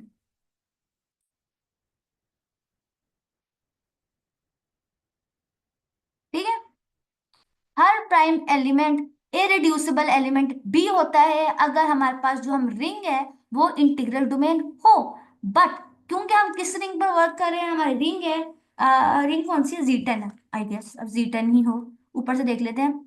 हाँ, Z10 ही है। सो एज, क्या लिख लेते हैं यूजिंग अब थ्योरम, एज Z10, क्योंकि 10 जो है वो प्राइम नंबर नहीं है, तो क्योंकि अगर 10 प्राइम नंबर, अगर Gn जो है ना P, अगर P प्राइम हो तो वो इंटीग्रल डोमेन होती है। ये तो याद है ना किसी को? फिजिक्स भूल गया। As Z10 is not integral domain, क्योंकि Z10 जो है वो आईडी नहीं है। That is why, that is why, that is why लिख लो। That is why two is prime element, prime element but not irreducible element, क्योंकि हर इरेड्यूसिबल एलिमेंट, सॉरी हर प्राइम एलिमेंट इरेड्यूसिबल एलिमेंट तब बनता है अगर हमारे पास रिंग जो है वो इंटीग्रल डोमेन हो। बात समझ आ गई? We have use this theorem. अगर आपको ये वाला सोल्यूशन बहुत छोटा लग रहा है या आपको बहुत दिल कर रहा है कुछ और भी होना चाहिए, तो नीचे जो नोट्स दिए गए ना उसको जाकर जरूर देखना, उसमें डिटेल सोल्यूशन भी गिवन है इसका। एक लंबा सा सोल्यूशन है, इसमें 2 सफ़ात में मुश्तमिल है। लेकिन अगर आप इस थ्योरम को यूज करो तो आप, ऑल्टरनेटिव सोल्यूशन है ये वाला, लेकिन बहुत टू दी पॉइंट सोल्यूशन है, एकदम डायरेक्ट कर लो, बात समझ आ जाए तो ठीक है। लेकिन अगर किसी को ये नहीं पता था ना कि प्राइम एलिमेंट क्या है, तो मैं उसको थोड़ा सा बता देती हूँ, थोड़ा सा सुन लो। अब किसी को गुस्सा भी आएगा, भाई मैं क्यों बता रहे हो, लेकिन प्लीज सुन लो, क्योंकि जिसको बिल्कुल नहीं पता है उसके लिए प्राइम एलिमेंट क्या होता है, बहुत गौर से सुनना, फिर मैं एक जल्दी से बता देती हूँ। 1 मिनट, बस मुझे 1 मिनट दे दो। Prime element, prime element, okay, yellow ले लेते हैं। प्राइम एलिमेंट, अगर मेरे पास एक रिंग है R is cumulative ring with unity, cumulative ring है यूनिटी के साथ, और कोई भी एलिमेंट पी जो है ना वो बिलोंग करता है आर से, मेरे रिंग से मैंने एक एलिमेंट लिया पी, मैं वो क्या चाह रही हूँ, ये एलिमेंट प्राइम है मेरा एलिमेंट। अब ये एलिमेंट प्राइम कब होगा कि इफ, अगर मेरा जो पी है ना वो डिवाइड करता है ए और बी को, देन या तो पी ए को डिवाइड करे या फिर पी बी को डिवाइड करे। और ये जो ए और बी है ना ये भी मेरे रिंग के एलिमेंट ही है, ठीक है। सो मेरे पास एक एलिमेंट है पी, वो कोई भी एलिमेंट पी मेरे प्रोडक्ट ऑफ ए और बी को डिवाइड करेगा, रिंग के दो एलिमेंट्स के प्रोडक्ट को अगर डिवाइड कर रहा है तो या तो वो ए को डिवाइड करेगा या वो बी को डिवाइड करेगा, और मेरे पास जो रिंग है वो होनी चाहिए क्यूमुलेटिव रिंग विद यूनिटी। बात समझ आ गई सबको यहाँ तक? आई होप तुमको फील आई और समझ भी आई हो। नेक्स्ट मूव करते हैं। ओके सो हम वापस आ गए वहां पे, नहीं नहीं, अब मैं आपका सर लिए नेक्स्ट स्लाइड लिखती हूँ और उस पर हम आपसे मिलते हैं। तो अब अपने नेक्स्ट पार्ट की जब मूव करें जहाँ पे हम इरेड्यूसिबल और प्राइम एलिमेंट्स को डिस्कस करें, जैसे अभी थोड़ी देर पहले क्वेश्चन किया वैसे ही करेंगे, ठीक है। सो अब वो वाला पार्ट आता है। सो हमने प्रूफ ये करना है, क्वेश्चन आपके सामने है कि 3 एलिमेंट्स दिए गए हैं, इनको प्रूफ कराना है कि ये इरेड्यूसिबल एलिमेंट्स हैं गॉसियन रिंग में, जी ऑफ आई में, राइट। सो पहले सुनो ये होता क्या है इरेड्यूसिबल एलिमेंट, तो थोड़ा सा मैं रिव्यू करा देती हूँ, थोड़ा सा बर्दाश्त कर लेना, ठीक है। सो इरेड्यूसिबल एलिमेंट क्या होता है, इसको सुनो, बहुत गौर से सुनना, बर्दाश्त करना, राइट। सो लेट्स से कोई भी एलिमेंट है जो कि मेरे रिंग से बिलोंग करता है, मैंने छोटू एलिमेंट ले लिया आर, जो मैंने कह दिया ये मेरे पास ना एक इरेड्यूसिबल एलिमेंट है मेरे रिंग में से, इरेड्यूसिबल एलिमेंट मेरे रिंग में से, राइट, मैंने कह दिया। सो ये एलिमेंट ना इरेड्यूसिबल तब होगा कि इसको, पहली बात है ये यूनिट नहीं होगा, ये नॉन जीरो एलिमेंट होना चाहिए। दूसरी बात ये है कि नॉन यूनिट होना चाहिए, मतलब ये यार ना ही यूनिट एलिमेंट इरेड्यूसिबल एलिमेंट हो सकता है ना ही जीरो एलिमेंट इरेड्यूसिबल हो सकता है, तो एक नॉन जीरो एलिमेंट और नॉन यूनिट एलिमेंट होगा, पहली बात। दूसरा कंडीशन ये है कि इफ, दूसरा कंडीशन तो प्लस लिख लो यहाँ पे, 2 कंडीशन का, तीसरा कंडीशन ये है कि अगर मैं आर को लिख पाऊँ ना ए और बी, मतलब अगर मैं आर का प्रोडक्ट लिख सकूं, अगर मैं आर का प्रोडक्ट लिख सकूं तो उसमें से एक एलिमेंट पक्के से यूनिट होगा, या ए यूनिट होगा या बी यूनिट होगा। बात समझ आई कि नहीं? आर इरेड्यूसिबल एलिमेंट तब होगा, नंबर 1 वो नॉन जीरो होना चाहिए, नंबर 2 वो नॉन यूनिट एलिमेंट होना चाहिए, नंबर 3 बात की अगर मैं आर को रिंग के दो एलिमेंट की प्रोडक्ट में लिख सकूं तो एक एलिमेंट पक्के से यूनिट होना चाहिए। बात समझ आ गई? ये इरेड्यूसिबल की डेफिनेशन थी, आई होप क्या आई हो। अब यहाँ पर देखो, ये तो इरेड्यूसिबल की डेफिनेशन थी, बार बार समझ आ गई, ठीक है। अब हमें ना ये 3 एलिमेंट्स दिए गए हैं और कहा है कि बताओ भाई ये यूनिट है गॉसियन रिंग में या नहीं है, ये गॉसियन रिंग में ना इरेड्यूसिबल एलिमेंट्स हैं कि नहीं, इरेड्यूसिबल एलिमेंट्स हैं कि नहीं, राइट। सो इसके लिए ना मैं एक चीज यूज करूंगी, आ, एक मेथड यूज करूंगी, एक तरीका यूज करूंगी, वो हम यूज करेंगे नॉर्म फंक्शन का, नॉर्म फंक्शन वाला एलिमेंट। क्योंकि मैं क्यों ऐसा करूंगी उसका रीजन ये है, छोटा सा रीजन ये है कि, और इस पर नॉर्म फंक्शन ही क्यों डिफाइन होगा, अगर आपने पढ़ा होता ना, या आई होप किसी ने पढ़ा होगा, थोड़ा सा पता होगा कि जब हमने यूक्लिडियन डोमेन में पढ़ा था ना गॉसियन रिंग को, तो उसके ऊपर जो नॉर्म फंक्शन था ना, वो फंक्शन नॉर्म फंक्शन डिफाइन था, जिसको हमने यूक्लिडियन मेयर कहा था, याद है किसी को? यहाँ पे ही पढ़ा था, कोई बात नहीं, नहीं याद तो दफा करो उस बात को, इधर आ जाओ। गॉसियन रिंग ना ये इस किस्म के एलिमेंट्स होते हैं, A plus B I under root तो यहाँ पे है ही नहीं, बी आई वाले एलिमेंट्स जहाँ पे, सॉरी, यहाँ पर जो ए और बी है ना वो मेरे पास इंटीजर्स है, ये याद है ना। तो अब मैं जब इसका इसका निकालूंगी ना अपना नॉर्म फंक्शन, तो ऐसे आएगा ए प्लस बी का स्क्वायर। बात समझ आ गई कि नहीं? ठीक है, तो इस तरह करके इसका नॉर्म निकलेगा। सो अब सुनो, ओहो, अब इसके नॉर्म फंक्शन से ना हम लगा करना ये इरेड्यूसिबल एलिमेंट है या नहीं, ये फाइंड करेंगे। बात समझ आई कि नहीं? ठीक है, अब बात सुनो। अगर नॉर्म जो है ना निकलता कैसे है कि हम एक एलिमेंट जी है इस गॉसियन रिंग में से लेंगे, इसको मल्टीप्लाई करेंगे इसके कॉन्जुगेट के साथ, तो कॉन्जुगेट से मल्टीप्लाई करेंगे। सो अब सुनो क्या होगा, तीन पॉसिबिलिटीज निकलेंगे, तीन टाइप के आंसर्स निकलेंगे, और वो आंसर में कुछ बहुत अहम बातें बताएंगे। राइट, वो बातें बहुत अहम बातें हैं, और बातों को हमने समझना है कि हमें क्या कहेंगे। नंबर वन इज दैट कि ये जो जी है ना वो मेरे पास, जो x प्लस आई वाई है, वो मेरे पास जी, जो z है ना वो मेरे गॉसियन रिंग का एलिमेंट होगा। बात समझ आई? यहाँ पे जो मैंने जी लिया है ना, पहली बात ये कि मेरे गॉसियन रिंग का एक एलिमेंट होगा, नंबर वन। नंबर टू बात तो ये निकलेगी, वो ये है कि अगर नॉर्म का आंसर हो, अगर मेरे नॉर्म का आंसर वन आ गया, अगर नॉर्म का आंसर वन आ गया, देन वो यूनिट है, तो फिर मुझे यूनिट मिल गया। बात समझ आ गई? अगर आंसर वन आ गया तो वो यूनिट है, और अगर एन का आंसर, नॉर्म का आंसर, मुझे एक प्राइम नंबर मिला, अगर मुझे नॉर्म का आंसर प्राइम नंबर मिला, क्योंकि अगर मुझे नॉर्म मिल गया ना वन, तो बात ही खत्म, वो यूनिट एलिमेंट है इसका मतलब है, और नॉन यूनिट होना चाहिए। ठीक है, जानते हो ना, अभी तो बताया यार कि यूनिट नहीं हो सकता इरेड्यूसिबल एलिमेंट, राइट। सो अगर मुझे नॉर्म का आंसर प्राइम नंबर मिल गया, देन देन जी पक्के से इरेड्यूसिबल होगा। देन जी इज, जो जी वाला एलिमेंट लिया है ना वो क्या है, इरेड्यूसिबल एलिमेंट, इरेड्यूसिबल एलिमेंट मेरा होगा। बात समझ आ गई सबको? राइट, और तीसरी कंडीशन में यहीं से लिख लो, अगर एन का आंसर प्राइम ना निकले, लेकिन एन का आंसर जो है वो, एन का जो मेरे पास नॉर्म है उसका आंसर निकल जाए ना, अगर 4k+3 का फॉर्म का, 4 से प्लस 3 के फॉर्म का, तो याद रखना अगर मेरे पास प्राइम नंबर आए जो कि इस फॉर्म का होना, तब भी मेरे पास जो नॉर्म का आंसर इस तरह का आ गया, तब भी मेरा इरेड्यूसिबल एलिमेंट ही है। बात समझ आ गई? बस इतनी सी बात याद रखनी है कि हमने पहले उसका नॉर्म फाइंड करना है। नॉर्म फाइंड करने के लिए हम उस एलिमेंट को जो कि हमने अपने गॉसियन रिंग में से लिया है उसको मल्टीप्लाई करेंगे उसके कॉन्जुगेट के साथ। नंबर वन बात, अगर नॉर्म का आंसर वन आ गया तो इसका मतलब है जो जो भी एलिमेंट हमने उठाया है ना वो यूनिट है, तो इसका मतलब बिल्कुल भी इरेड्यूसिबल बात नहीं है। अगर हमारे पास नॉर्म का आंसर प्राइम नंबर आ गया तो पक्के से वो मेरे पास इरेड्यूसिबल एलिमेंट है ही है।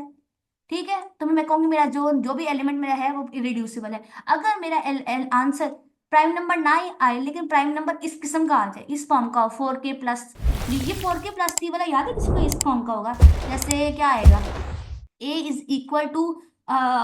3 mod 4, ये इस फॉर्म का होगा, राइट। यार किसी को याद है? कंग्रेंट्स वाली फॉर्म लिखी हुई है, किसी को भूल गया तो मैं याद करा दिया, ठीक है। तो अगर इस फॉर्म का आंसर आ गया तब भी हम कहेंगे वो इरेड्यूसिबल एलिमेंट ही है। इतनी सी बात है, राइट। सो हमारे पास तीन एलिमेंट गिवन है, एक ये इसको लगाते हैं और फिर देखते हैं कि भाई क्या बात बनती है। तो आज फिर अब नॉर्म फाइंड करते हैं, इधर आ जाओ, इधर आ जाओ। नंबर वन केस क्या है, हमें गिवन है 2 - i, बहुत आसान है। So norm of 2 - i is equal to 2 का स्क्वायर प्लस 1 का -1 का स्क्वायर। चलो -1 कर लो, थोड़ा साफ करके लिखूंगी, प्यारा सा करके लिखना कोशिश करूंगी। -1 का square which is equal to, 2 का स्क्वायर है ना, तो यहाँ पे आएगा 4 + 1 विच इज इक्वल टू 5। बात बन गई, प्राइम नंबर आंसर आ गया। दिस implies दैट के 2 - i इज इरेड्यूसिबल एलिमेंट। अगर मैं स्पेलिंग गलत लिखूं तो मुझे माफ कर देना। इन कौन सा रिंग है वैसे, गॉसियन रिंग, भूल गई थी मैं, सॉरी। राइट, बात समझ आ गई, इतनी सी बात थी। अब अगर दूसरा पार्ट के थे, दूसरे पार्ट में क्या था, पार्ट ए लिख लो, यहाँ आ गया पार्ट बी। सोल्यूशन यहाँ से फिर ग्रीन से ही लिख लेते हैं, विच इज 1 - 1 + i है। सो बहुत आसान है, नॉर्म निकालने वाली बात तो अब हलवा ही होगी, नॉर्म तो आपको अच्छे से निकालना आता ही होगा। So norm of 1 + i is equal to 1 का स्क्वायर प्लस 1 का square which is equal to 2। Prime number है, अगेन से प्राइम है, बात बन गई, बात बन गई। 1 + I इज इरेड्यूसिबल, ड्यूसिबल इन कौन सा रिंग था, Gaussian ring, Gaussian ring, Gaussian ring. बात समझ आ गई सबको? ओके, चलो डन करते हैं। अब नीचे आ जाओ थर्ड वाले में, थर्ड वाले में आ जाओ। थर्ड वाला क्या था, 3, खाली 11 है। ओके, खाली 11, खाली 11। ओके, तो 11 को मैं लिख लेती हूँ, 11 + 0 I। ठीक है, इसका अब नॉन फाइंड करना है। 11 + 0 I का नॉर्म आएगा। 11 का स्क्वायर क्या होगा भाई, +0 का स्क्वायर, विच इज इक्वल, 11 का स्क्वायर क्या होता है, आंखें बंद करके आ गया 121। 121 नहीं होता है ना? ओके, लेकिन अब ये तो 121 is not a prime number, ये प्राइम नंबर बिल्कुल भी नहीं है, राइट? क्योंकि 11 के स्क्वायर में आ रहा है 21, तो ये कभी प्राइम नहीं है, प्राइम नंबर नहीं है ना। सो इसका मतलब है नाउ, जो हमारे पास 11 है ना, वो इस फॉर्म में लिखा जा सकता है, ए और बी के फॉर्म में। अब A11 जो हमारे पास ए और बी की फॉर्म में लिखा जा सकता है। और ये जो ए और बी है ना, क्योंकि हम इरेड्यूसिबल एलिमेंट है, तो ये दो एलिमेंट की फॉर्म में लिखा जाना चाहिए। ये रिड्यूस हो रहा है अगर, तो ये देखो ना, रिड्यूस होना चाहिए, फिर बात समझो ना। 11 को रिड्यूस होना चाहिए दो एलिमेंट की फॉर्म में, अगर ये इरेड्यूसिबल नहीं है। बात समझ आई? आई होप क्या, राइट? लेकिन तो इसका मतलब है नॉर्म ऑफ 11 भी तो इक्वल होना चाहिए नॉर्म ऑफ ए के, और सॉरी ए के और नॉर्म ऑफ बी के। राइट हो गया, राइट हो गया। बट यहां से अब दूसरी बात यूज करेंगे, वो ये है कि 11 जो है वो इक्वल होता है 3 mod 4 के। क्योंकि 11 जो है वो 3 mod 4 के इक्वल होता है, दैट इज वाई ये हमारा 11 जो है वो 3 mod 4 के इक्वल है, that is why 11 is also irreducible. दूसरी वाली बात यूज की हमने, राइट? लेकिन अगर यहाँ 12 होता तो ऐसा ना होता। बात समझ आ गई? हमने दूसरा वाली बात थ्रू हमने यूज करके अपनी बात बना ली है, राइट? सो अब नेक्स्ट मूव करते हैं, विच इज दिस। और भी इंटरेस्टिंग एलिमेंट आ गया, हम खेल रहे हैं प्राइम एलिमेंट्स और इररिड्यूसिबल एलिमेंट्स के साथ। सो अब इसको समझो, ये क्या कहना चाह रहा है कि ओके, हमारे पास जो अब ये वाली रिंग है ना, इधर आ जाओ, इसके अंदर ना इस किस्म के एलिमेंट्स हैं, which is A + BI of ये। अब हमें प्रूफ करना है कि एक एलिमेंट है 3, जो कि इस रिंग से बिलोंग करता है, ये प्राइम एलिमेंट नहीं है। इसका मतलब है 3 ना, पक्की बात ऐसा फॉर्म का होगा, 3 + 0 I, ये बिलोंग करता है। ये मैं फॉर्म लिख रही हूँ ना, आई होप कि आपको अच्छे से समझ आ रही हो कैसे लिख रही हूँ ये बात।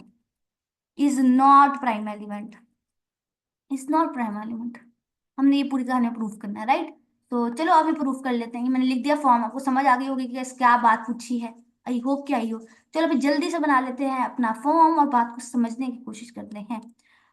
ओके, थिकनेस भी ठीक है, ठीक है, तो भी समझो। फिर 3 + 0 I √5 बिलोंग्स टू ये, कोई टेंशन वाली बात नहीं। सपोज के ना, अब जो इरेड्यूसिबल एलिमेंट है तो वो पी डिवाइड करता है ना, ए बी वाली याद है? तो इसका मतलब अगर मैं इसको कह रही हूँ सपोज ऑन कॉन्ट्री, नहीं प्राइम एलिमेंट उसने कहा, मैं सपोज ऑन कॉन्ट्री कहती हूँ प्राइम एलिमेंट है। अगर प्राइम एलिमेंट है तो इसका मतलब डिवाइड करता होगा A + BI, सॉरी यहाँ पे 3 नहीं 5 अंदर आ रहा है। फिर डिवाइड करता है इन दोनों को, तो इन दोनों के मल्टीपल की फॉर्म में तो लिखा जा सकता है ना। और ये दोनों मेरे एलिमेंट जो है ना, मेरे रिंग से बिलोंग करते हैं। अगर प्राइम एलिमेंट है तो इस फॉर्म में लिखा जा सकता है। बात समझ आई? अगर कोई एलिमेंट, अगर 3 इन दोनों में एलिमेंट को डिवाइड कर रहा है, तो पक्की सी बात है कि इसके कॉन्जुगेट को भी डिवाइड कर रहा होगा। इन दोनों एलिमेंट्स के कॉन्जुगेट को भी भाई डिवाइड करेगा, सी आना यहाँ पे, सब डी आना। ठीक है,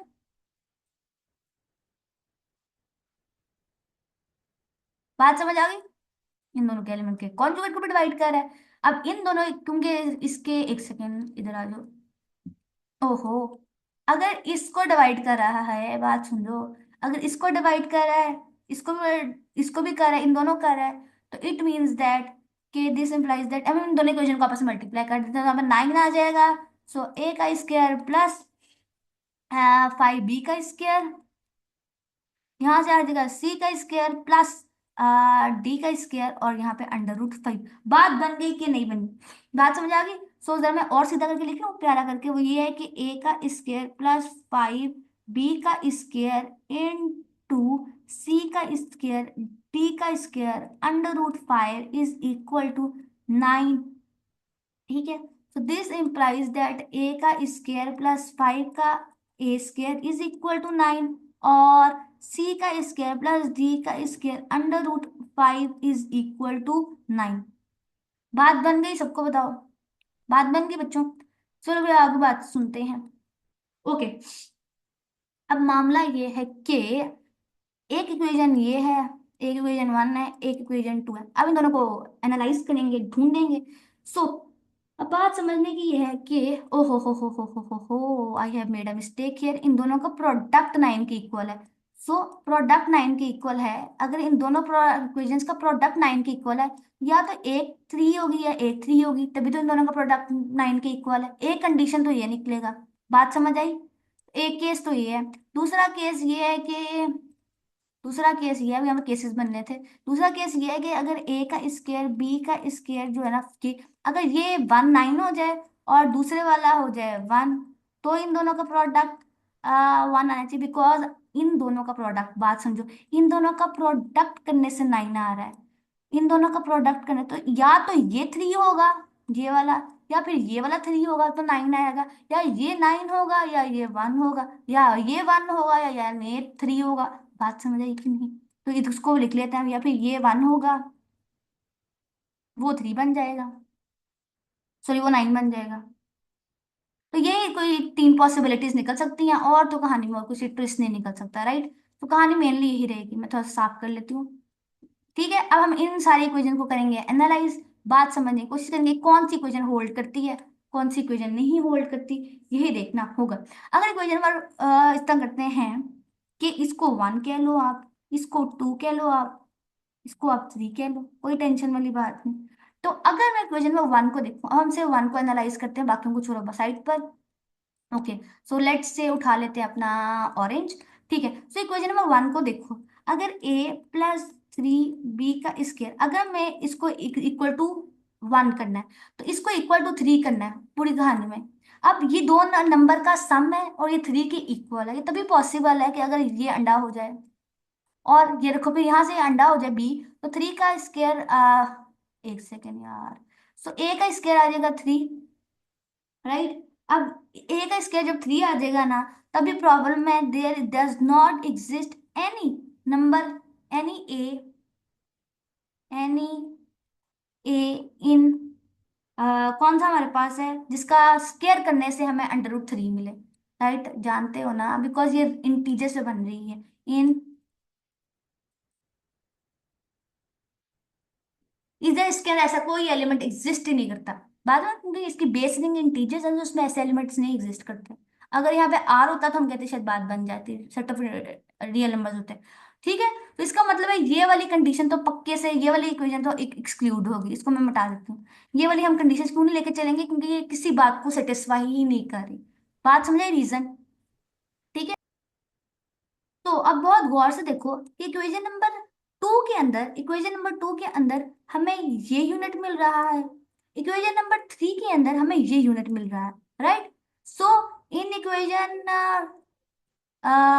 2, अगर मैं d को 0 के इक्वल कर दूं, then c is equal to ±1, तो ये यूनिट आ गया।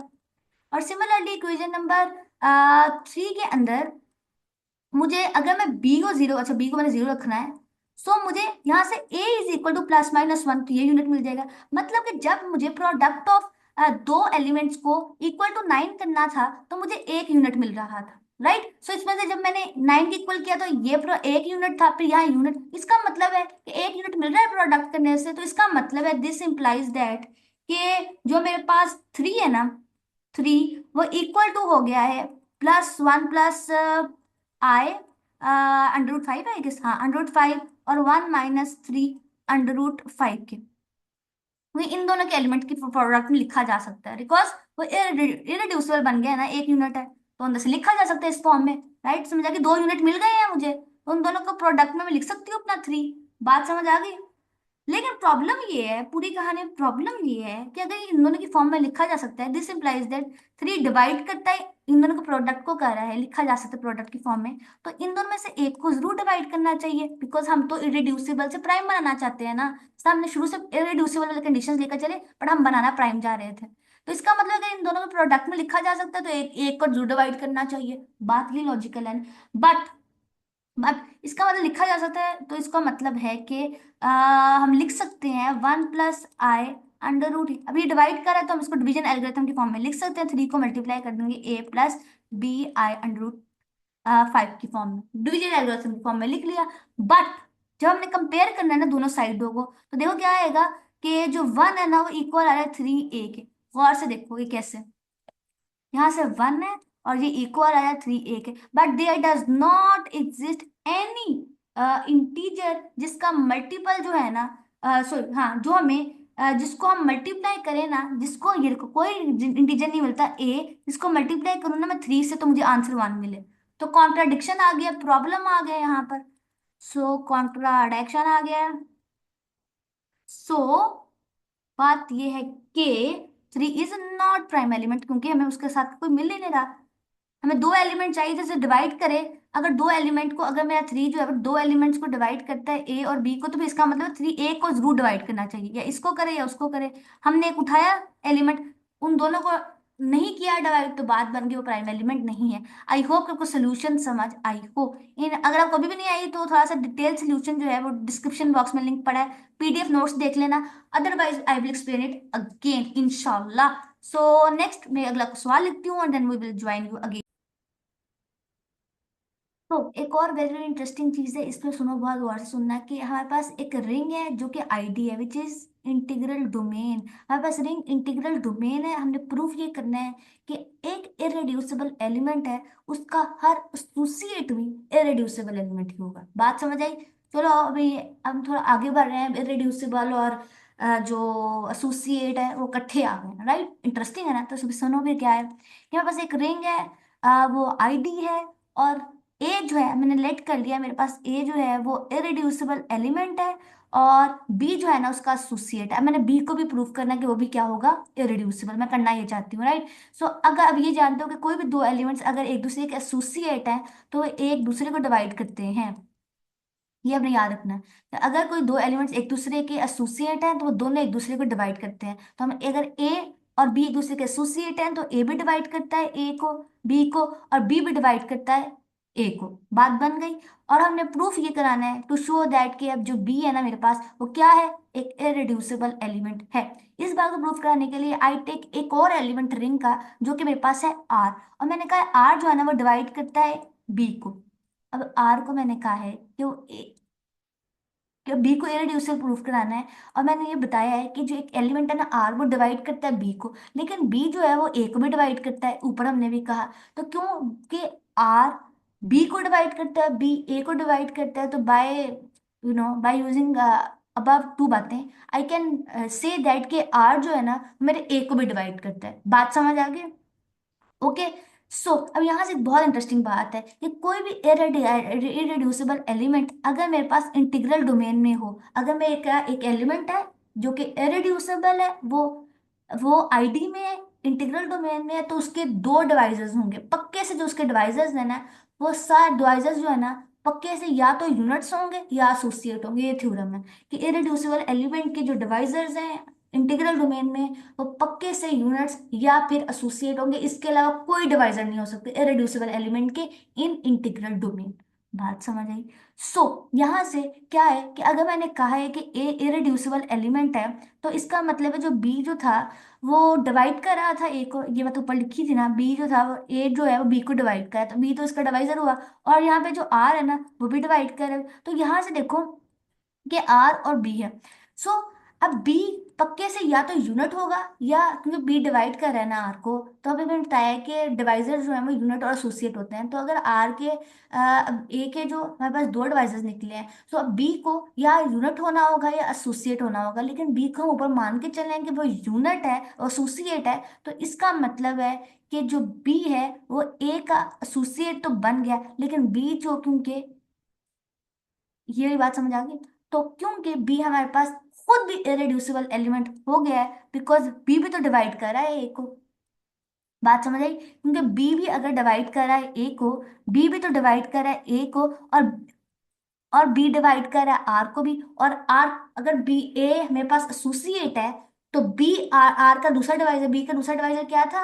आर। तो इसका मतलब है कि बी के दो डिवाइजर्स थे, बी का एक डिवाइजर, जैसे मैंने ए को बनाया है ना यार, ए को मैंने कहा है वो मेरा इरेड्यूसिबल एलिमेंट था, और बी क्योंकि उसका डिवाइजर था, और क्योंकि हम इंटीग्रल डोमेन में काम कर रहे थे, तो बी तो हुआ एसोसिएट, पता चल गया यहाँ से। सिमिलरली अब मैंने कहा जो बात मैंने बी के लिए की है, ए के लिए भी वही होगी, ए के लिए की होगी बी के लिए होगी, क्योंकि अब वही बात ए में होल्ड करेगी, क्योंकि ए भी डिवाइड कर, बी भी डिवाइड कर रहा है ए को, और ए जो है वो एसोसिएट है बी का, तो ऑटोमेटिक सी बात है कि बी के भी सिर्फ दो डिवाइसेस होंगे, क्योंकि वो इंटीग्रल डोमेन में काम कर रहा है, या तो ए एसोसिएट होगा या ए यूनिट होगा, क्योंकि ए एसोसिएट है, तो बात यहां से पता चली कि बी हमारे पास क्या हो गया, बी मेरे पास हो गया क्या, which is irreducible element. I hope कि आपको इसका प्रूफ समझ आया, राइट? सो नेक्स्ट चीज है, नेक्स्ट क्वेश्चन की तरफ मूव करते हैं, वो क्या?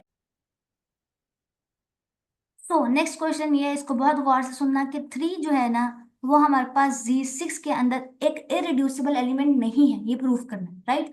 सो पहली बात है कि थ्री बनता कैसे है जी सिक्स के अंदर। तो जब मैं 3.3 करूँ ना, 3.3 करूँ, वो इक्वल होता है 3 के।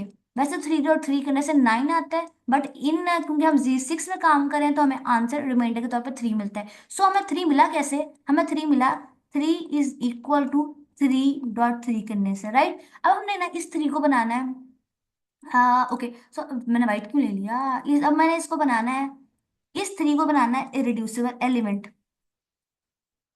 अब इरेड्यूसिबल एलिमेंट की डेफिनेशन लगाएंगे। इरेड्यूसिबल एलिमेंट की पहली डेफिनेशन ये थी कि जिसका, जिसको इरेड्यूसिबल एलिमेंट हम कह रहे हैं ना, वो नॉन यूनिट होना चाहिए और नॉन जीरो होना चाहिए। तो पहले तो बताओ जी सिक्स के अंदर यूनिट क्या है? जी सिक्स के अंदर 1 यूनिट है, जी सिक्स के अंदर 5 यूनिट है, इसके अलावा इस दो के अलावा ये दो यूनिट्स है हमारे पास जी सिक्स के, बात बन गई। दूसरी बात है कि क्योंकि जो थ्री है वो नॉन जीरो और नॉन यूनिट है, तो इरेड्यूसिबल बनाए बन सकता है, पॉसिबिलिटी है। तो पहली कंडीशन तो उसने फुलफिल कर दी है कि थ्री इज, तो लिखते हैं, फिर यहाँ पे लिख लो, three is non unit plus non zero. पहले की बात को तो ये सेटिस्फाई कर गया। दूसरी बात ये थी कि अगर मैं कोई एलिमेंट आर जो था, जिसको मैं इरेड्यूसिबल बना रही थी, वो अगर ए और बी की फॉर्म में लिखा जा सकता था, और ए और बी मेरे रिंग के एलिमेंट्स थे, तो इन दोनों में से एक पक्का यूनिट होना चाहिए। ए और बी इज यूनिट, या ए यूनिट था या बी यूनिट था। पर प्रॉब्लम ये है कि जब मैंने थ्री की प्रॉब्लम लिखा, जब थ्री का प्रोडक्ट किया जा रहा है ना अपना जी सिक्स के अंदर, तो उनमें से एक भी यूनिट नहीं है। गौर से देखो ना, थ्री यूनिट है, 3.3 करने से थ्री आ रहा है ना, बट इन दोनों में से एक भी यूनिट नहीं है। सो आइदर नन ऑफ, ठीक है, आइदर, सो लिखते हैं none of them is zero, none of them in product, none of them in product is zero, in product is zero. तो ये डेफिनेशन को वायलेट करा है, इसलिए three in product is unit, so three is not irreducible element. बात समझ आ गई कि उसे उसने डेफिनेशन को कर दिया वायलेट। बात समझ आई कि नहीं? आई होप कि आई हो। सो नेक्स्ट क्वेश्चन की तरफ मूव करते हैं। तो नेक्स्ट देखो क्या है कि लेट आर है मेरे पास एक रिंग है जिसमें मल्टीप्लिकेटिव आइडेंटिटी मौजूद है। सो हमने प्रूव ये करना है कि जो पॉलिनोमियल रिंग है उसका कोशेंट है जनरेटर के साथ, वो आइसोमॉर्फिक है, वो आइसोमॉर्फिक है मेरे पूरे के पूरे रिंग के साथ, राइट? सो है ना इंटरेस्टिंग। तो सुनो पे प्रूफ क्या है। पर हम क्या करेंगे, ऑटोमेटिक सी बात, ऐसा हमने यूज करना है, जो वो है हम यूज करेंगे फंडामेंटल थ्योरम ऑफ होमोमॉर्फिज्म, जिसमें हम प्रूफ, जो फंडामेंटल थ्योरम ऑफ होमोमॉर्फिज्म क्या था, कि अगर, मैं थोड़ा सा रिवीजन करा देती हूँ, अगर मेरे पास एंड पे जगह है तो देखना पड़ेगा, एक सेकंड को, ये इस लाइन को हटाओ ना।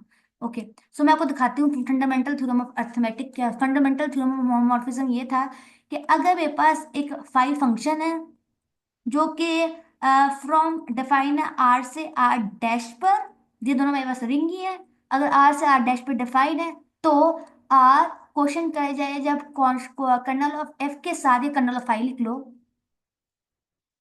कर्नल ऑफ फाई के साथ, तो आइसोमॉर्फिक है मेरे आर डैश के साथ। तो हमने यहाँ पर यही वाला थ्योरम यूज करना है, राइट। सो मैं सारे आर्गुमेंट उसी हिसाब से दूंगी। सबसे पहली चीज मुझे क्या करना है, एक पाई फंक्शन या फिर खाली फंक्शन एफ है उसको डिफाइन करना है पोलिनोमियल रिंग से आर की तरफ, और जो कि उसमें मैंने फंक्शन है वो डिफाइन कर लिया। और फंक्शन ये है कि जब मैं पोलिनोमियल रिंग का एलिमेंट फंक्शन पर लगाऊंगी, एक एलिमेंट पोलिनोमियल रिंग से उठाऊंगी, फंक्शन लगाऊंगी, तो मुझे एंड पर जवाब में रिंग का एक एलिमेंट मिलेगा, और वो एलिमेंट कांस्टेंट एलिमेंट होगा।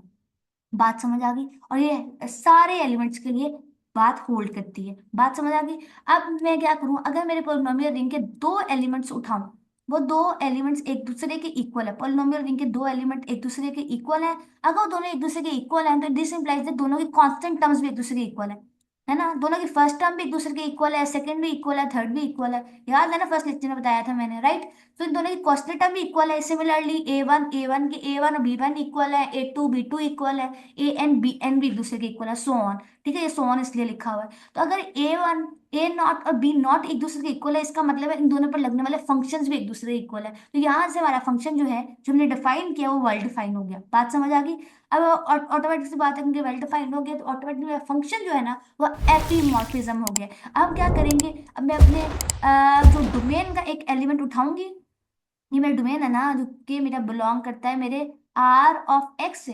ठीक है, पोलिनोमियल रिंग का एक एलिमेंट है। अब मैंने इससे जो एलिमेंट उठाया है ना, इस एलिमेंट को मैं कर्नल ऑफ फाइव से, ठीक है, कर्नल ऑफ एफ से बिलोंग करता है। इसका मतलब है जब भी हम कर्नल ऑफ एफ डिफाइन करते हैं तो हमारे डोमेन के एलिमेंट को मैप कर देता है जीरो पर। याद है ना, हम वही करेंगे। तो इसका मतलब है कि मेरा फंक्शन का, जब मैं फंक्शन पे ये एलिमेंट लगाऊंगी तो मुझे आंसर में जीरो मिलेगा। अब जब भी मुझे पोलिनोमियल रिंग का आंसर फंक्शन लगने पर जीरो मिल जाए, तो ये तभी possible if and only if वाला कंडीशन है कि मेरा कांस्टेंट टर्म जीरो हो जाए।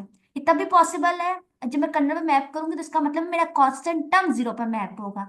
जब भी, इधर देखो, शायद मैं थोड़ा सा फील दिला सकूं आपको, ये देखो, ये मेरा आर ऑफ एक्स वाला, ये मेरा आर वाला है। तो यहाँ पे जब मैंने फाइव ऑफ कर्नल अप्लाई किया ना, तो यहाँ पर जो मेरे जितने भी एलिमेंट्स है ना, जो कि एफ ऑफ एक्स वाला फॉर्म का था, तो इसके जब उसने जीरो पे मैप करना है ना, तो इसके अंदर जो एलिमेंट के अंदर कांस्टेंट टर्म है ना ए नॉट, वो जीरो पे मैप होगी। बात समझ आई।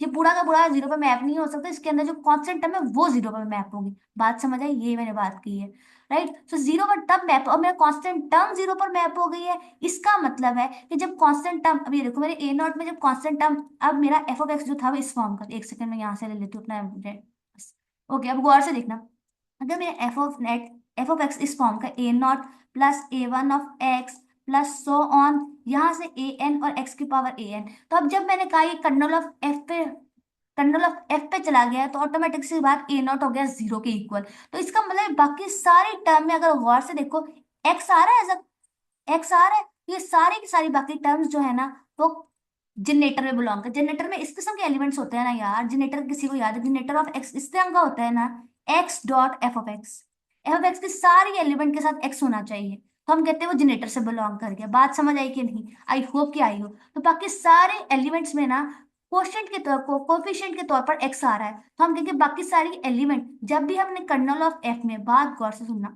अब जब भी हमने कर्नल ऑफ एफ में अपना एलिमेंट, हमने एक अपना डोमेन का एलिमेंट कर्नल ऑफ एफ में डाला, जब वो कर्नल ऑफ एफ में गया, तो ऑटोमेटिक सी बात है उसने मैप किया मेरे कांस्टेंट एलिमेंट को, जीरो से मैप किया, कांस्टेंट एलिमेंट को जीरो से मैप किया। तो इसका मतलब है बाकी सारे एलिमेंट जो है ना वो मेरे जनरेटर में चले गए। तो इसका मतलब है जब भी कर्नल ऑफ एफ जो है वो मेरे जनरेटर ऑफ एक्स के इक्वल है।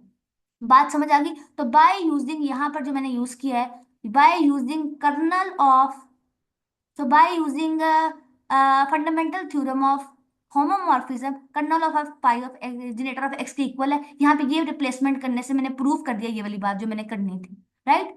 यहाँ पे मैंने fundamental theorem of homomorphism use करना है, मैंने यही बात तो प्रूव करनी थी, ये लो बन गई जो मैंने प्रूव करना था। बात समझ आ गई सबको। ये बहुत इंटरेस्टिंग चीज थी, आई होप कि आपको फील आई हो, राइट। चलो फिर नेक्स्ट मूव।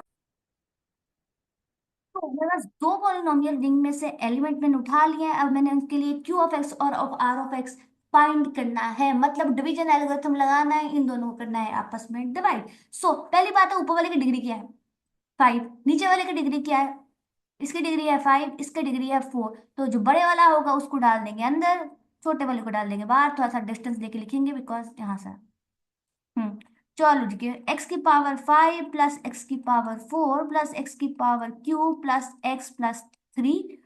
3 बहुत गंदा लिखा गया है, थोड़ा साफ करके लिखेंगे।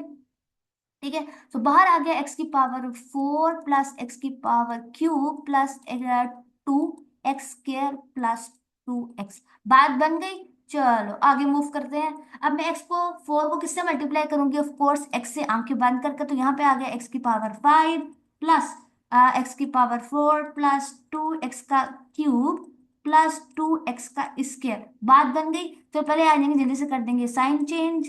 कर दिया साइन चेंज। अब देखो फर्दर क्या होगा, थोड़ा सा नीचे मूव करेंगे, देखो आंसर्स क्या आते हैं। तो यहाँ तो दिया उड़ गया, यहाँ से क्या किया, ये भी उड़ गया। बात समझ आई। तो एक्स का क्यूब -3 -2 एक्स का क्यूब, तो यहाँ पर आएगा -3 एक्स क्यूब राइट।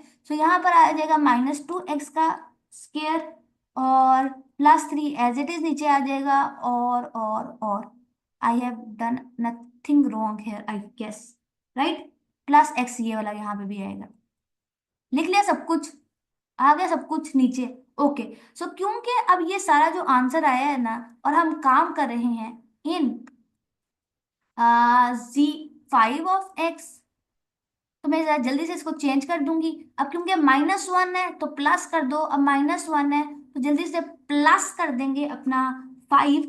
तो I will get mod 3 x. यहाँ पे -2 है, +5 करोगे तो मिलेगा +3 एक्स का स्क्वायर प्लस, इसको भी कोई टेंशन वाली बात नहीं, इसकी भी कोई टेंशन वाली बात नहीं है। यस। तो मतलब अगर ये नहीं ना समझ आ रही है कि मैंने कैसे किया है, तो इस तरह करो, ऐसे करो, लिखो इसको और इस पूरी की पूरी टर्म को कर दो मॉड 5। एक देखो ना ऐसे यार, देखो। अब इस सारी टर्म को कर दो मॉड 5। अब मॉड 5 करने से जो आंसर हम लिख दो यहाँ पर। बात समझ आ गई। तो ऊपर वाले एलिमेंट को जरा दोबारा से रिवाइज करके मैं जरा लिख दूं नीचे। रेड नहीं, कोई और कलर लेते, ब्लू करके, तो मेरा आंसर बनेगा। सो मैं लिख देती हूँ, मैंने ऐसे नीचे लिखा ही हुआ है, ये वाला एलिमेंट बन गया। ठीक है, बात बन गई। ओके। सो अब गौर से देखो रिमाइंडर की डिग्री क्या है। सो रिमाइंडर डिग्री ऑफ R(x) क्या है, 3। और डिग्री ऑफ G(x) क्या है, G(x) बाहर वाला यार, ये इसकी डिग्री क्या है, इसकी डिग्री 4 है। तो डिवीजन एल्गोरिथम ये कहता है कि जब डिग्री ऑफ R(x) कम हो जाए डिग्री ऑफ G(x) से, तो बात बन जाती है, मतलब सोल्यूशन खत्म। सो डिग्री ऑफ, यहाँ पे और भी लिख लो अगर बहुत दिल कर रहा है। सो डिग्री ऑफ 4 एक्स का क्यूब प्लस 3 एक्स का square plus 3 + 2 is equal to, is less than degree of, तो is less than degree of क्या है हमारे पास, 4 नहीं, हाँ, एक्स का स्क्वायर, एक्स की पावर 4 प्लस एक्स की पावर क्यूब प्लस 2 एक्स का स्क्वायर प्लस 2 एक्स।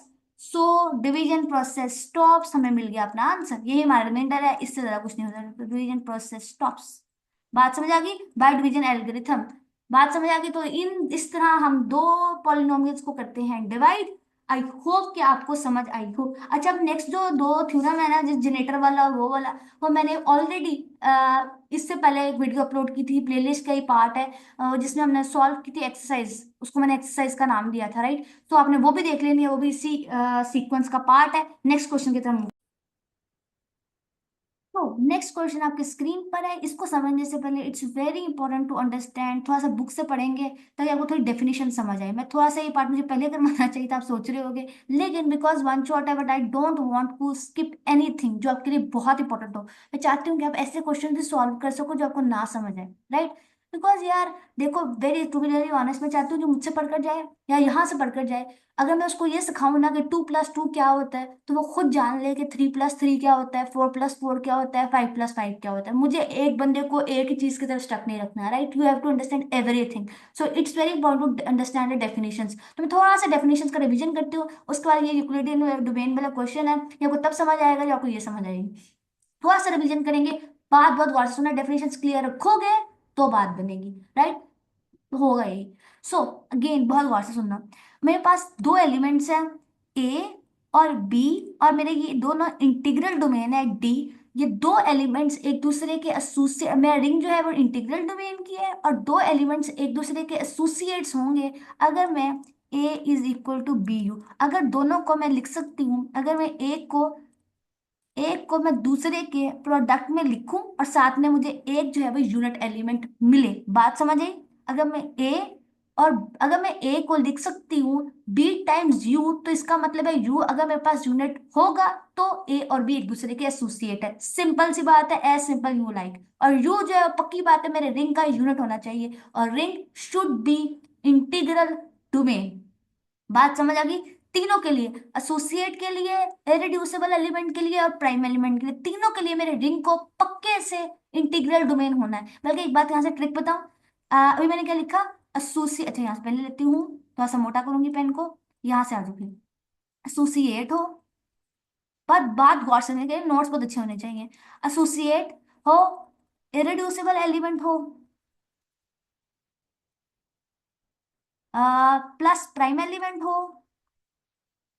प्राइम की स्पेलिंग एकदम गलत, सुधा जाओ। प्राइम एलिमेंट हो प्लस, लिखते जाना बस लिखते जाना, प्लस, या फिर मेरे पास पीआईडी हो मतलब प्रिंसिपल आइडियल डोमेन हो, प्लस ईडी मतलब यूक्लिडियन डोमेन हो, प्लस यूएफडी मतलब यूनिक फैक्टराइजेशन डोमेन हो। इन सब में पक्के से, ओहो, इन सब में ना पक्के से, ओहो, इन सब में ना पक्के से, ये सारे के सारे ना क्या है, सारे के सारे, ये सारे क्या है, इंटीग्रल डोमेन। बात समझे है ना? ये सारे क्या है, इंटीग्रल डोमेन है। ये सारे क्या है, इंटीग्रल डोमेन है। Very very important. बात को आगे समझ, चलो आज हम नेक्स्ट चलते हैं, विच इज कॉल्ड दो एलिमेंट्स इरेड्यूसिबल एलिमेंट। एक एलिमेंट इरेड्यूसिबल एलिमेंट तब होगा कि अगर जब मैं ए को दो एलिमेंट, रिंग के दो एलिमेंट्स के प्रोडक्ट में लिखूं तो एक एलिमेंट पक्के से यूनिट होना चाहिए। बात समझ आई? अगर एक एलिमेंट ए है, ओके आगे मूव करते हैं यहाँ से, थोड़ा सा मैं बड़ा ले लूंगी।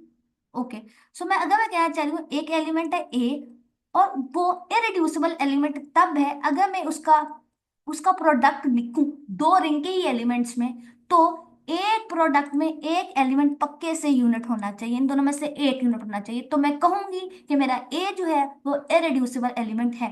नेक्स्ट मूव करते हैं, विच इज माई ए, वो प्राइम एलिमेंट मेरे रिंग का तब होगा कि अगर जब ए मेरा डिवाइड करे बी सी को, तो पक्की बात है ए या तो बी को डिवाइड करता होगा और या ए डिवाइड करेगा मेरे सी को। तो ये मेरा एसोसिएट एलिमेंट, इरेड्यूसिबल एलिमेंट और प्राइम एलिमेंट के बारे में आप लोगों को अच्छे से समझ आ ही गई होगी। कुछ और इंटरेस्टिंग बातें अगर यहाँ लिखी हो, और ये जो अभी मैंने आपको नॉर्मली टेक्निक करवाई हो ये यहाँ पे भी लिखा हुआ एग्जाम्पल नंबर 1 में, बुक रीड करो बहुत इंटरेस्टिंग। और ये एलिमेंट 7, और ये देखो अगर जो एलिमेंट 7 है ना, ये 7, ये इरेड्यूसिबल एलिमेंट है इस रिंग में, उन्होंने इसको नॉर्म लगाकर वेरीफाई किया हुआ है और आप चेक कर सकते हो, बहुत इंटरेस्टिंग चीज देखना जरूर। और और बहुत गौर से सुनना कि अगर मेरा रिंग, बहुत इंटरेस्टिंग बात है, अगर मेरी रिंग जो है वो इंटीग्रल डोमेन है तो हर प्राइम एलिमेंट इरेड्यूसिबल एलिमेंट भी है। और ये हमने बहुत सारे थ्योरम में किया भी, ये यूज किया ना थ्योरम, इसको भी आपने याद रखना है।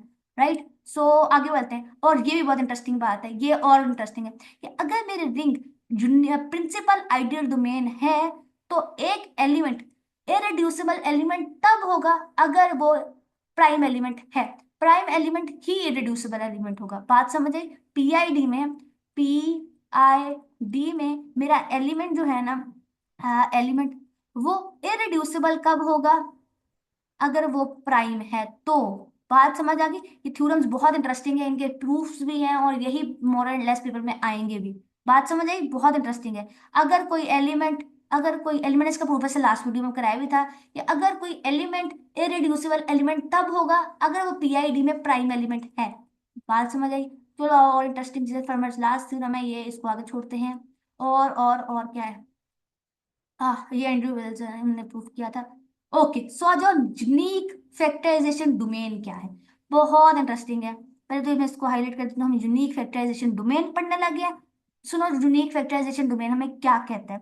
यूनिक फैक्टराइजेशन हमें डोमेन ये कहता है ये कोई भी एलिमेंट के, हाँ तो ठीक है, डी मेरा एक रिंग है, डी मेरा रिंग है, तो रिंग के सारे एलिमेंट्स को, रिंग के हर एलिमेंट को मैं प्रोडक्ट ऑफ इरेड्यूसिबल एलिमेंट की फॉर्म में लिख सकूं।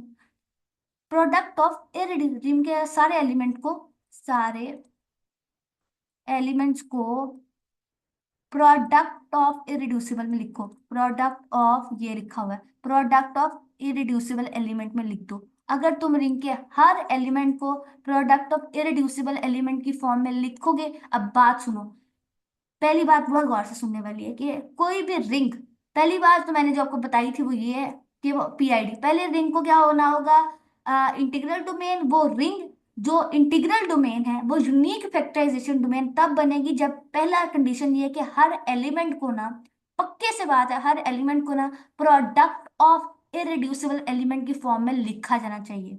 ठीक है, लेकिन जिस एलिमेंट को हम प्रोडक्ट ऑफ इरेड्यूसिबल एलिमेंट्स की फॉर्म में लिख रहे हैं ना, वो एलिमेंट खुद नॉन यूनिट होना चाहिए, वो यूनिट एलिमेंट नहीं होना चाहिए, that is not a unit, unit element नहीं होना चाहिए। ठीक है, और अगर मैं कहूँ कि दो एलिमेंट्स हैं, उनकी प्रोडक्ट ऑफ जो इरेड्यूसिबल एलिमेंट्स है ना वो सेम है, तो याद रखना ये तभी पॉसिबल है कि जब दो एलिमेंट्स एक दूसरे के एसोसिएट्स हों। तो याद रखना, वैसे तो जब हर एलिमेंट को रिंग के मैं प्रोडक्ट ऑफ इरेड्यूसिबल एलिमेंट की फॉर्म में लिखूंगी ना, तो वो जो प्रोडक्ट ऑफ इरेड्यूसिबल के एलिमेंट्स की फॉर्म में मैंने लिखा है ना, वो एलिमेंट्स की फॉर्म में लिखना ना मेरा यूनिक है। मतलब कोई ऐसा नहीं हो सकता कि दो एलिमेंट्स की एक जैसी ही प्रोडक्ट ऑफ इरेड्यूसिबल एलिमेंट की फॉर्म में मैं लिख सकूं। अगर मैं ऐसा हो कि दो एलिमेंट की जो मैंने प्रोडक्ट ऑफ इरेड्यूसिबल एलिमेंट्स की फॉर्म में लिखा है ना, अगर वो दोनों की प्रोडक्ट अगर सेम आ जाए, तो इसका मतलब है कि उन दोनों प्रोडक्ट जो ना, प्रोडक्ट के अंदर जो आने वाले एलिमेंट्स है ना, वो एक दूसरे के एसोसिएट्स हैं। बात समझ आएगी तो मजा आएगा। आई होप अगर जिस बच्चे ने पहले भी रिंग थ्योरी पढ़ी हुई है ना, उसका ये बहुत अच्छा रिवीजन है, लेकिन अगर किसी ने पहले कभी भी नहीं पढ़ी हुई है, बहुत सारे बेसिक्स अनक्लियर है ना, थोड़ा मुश्किल तो होगी उसे पढ़ने में, लेकिन क्या करूं, I want to make a one shot, और मैं कुछ भी स्किप नहीं करना चाहती। So is unique up to associate, इस बात की को समझ आई होगी। और यहाँ पे एक और इंटरेस्टिंग बात आ जाती है, विच इज यहाँ एग्जाम्पल लिखी हुई है, ये चीज कि जो हमारे पास रिंग है ना, रिंग सेट ऑफ इंटीजर्स, ये सुनो, सेट ऑफ इंटीजर्स जो है ना हमारे पास, सेट ऑफ इंटीजर्स, ये यूनिक फैक्टराइजेशन डोमेन है। मतलब यूनिक जो सेट ऑफ इंटीजर्स है ना, वो हमारे पास यूएफटी है। उसका क्या रीजन है? उसका रीजन ये नंबर वन इज दैट कि जो सेट ऑफ इंटीजर्स है ना, वो हमारे पास इंटीग्रल डोमेन है। एग्री कर रहे हो ना, इंटीग्रल डोमेन तो है, क्योंकि वो इंटीग्रल डोमेन है। सो इसका मतलब है कि हर प्राइम इरेड्यूसिबल एलिमेंट होगा। एग्जैक्टली होगा, मान रहे हो ना? तो नंबर वन बात तुमने मान ली कि क्योंकि जो रिंग ऑफ इंटीजर्स है वो हमारे पास इंटीग्रल डोमेन है, तो हर प्राइम इरेड्यूसिबल एलिमेंट है। नंबर टू बात कि क्योंकि सेट ऑफ इंटीजर्स के अंदर जितने भी एलिमेंट्स आते हैं ना, उनके ऊपर लग सकता है यूनिक, क्या है अपना principal, fundamental theorem of arithmetic. Fundamental theorem of arithmetic ये कहता है दुनिया के सारे नंबर या तो खुद प्राइम है, या वो प्राइम प्रोडक्ट की फॉर्म में लिखा जा सकता है, या उनकी प्राइम फैक्टराइजेशन पॉसिबल है, यही कहते हैं ना। तो कोई भी ऐसा नंबर लो जो हमारे पास, लेट से मैं 15 ले लेती हूँ, 15, तो मैं 15 को लिख सकती हूँ ना, 15 बिलोंग करता है ना मेरे इंटीजर से, एग्जैक्टली करता है, तो क्या मैं 15 को लिख सकती हूँ 3 × 5, एग्जैक्टली।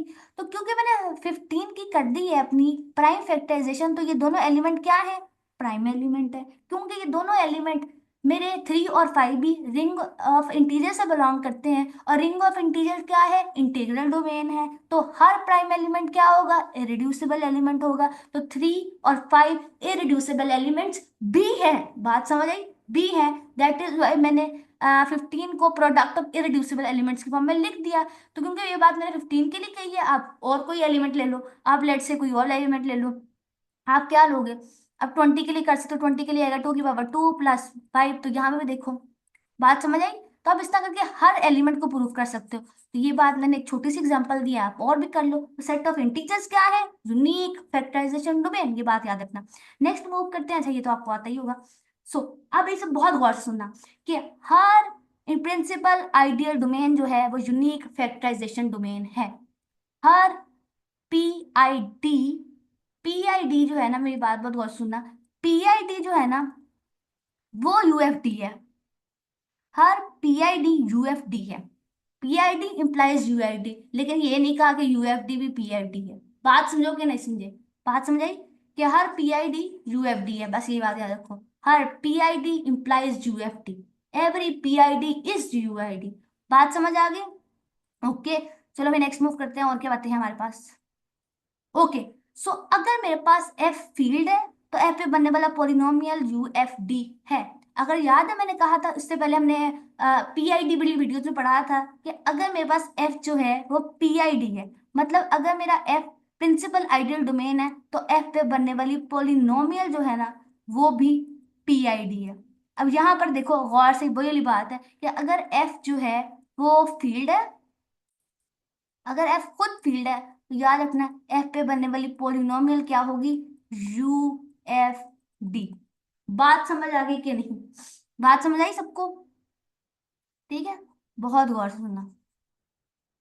आई होप कि आपको समझ आई हो। ठीक है, चलो अभी नेक्स्ट मूव करते हैं, बहुत गौर से सुनना। अच्छा, इन्होंने देखो इसका थ्योरम का प्रूफ कितना एक लाइन में किया है।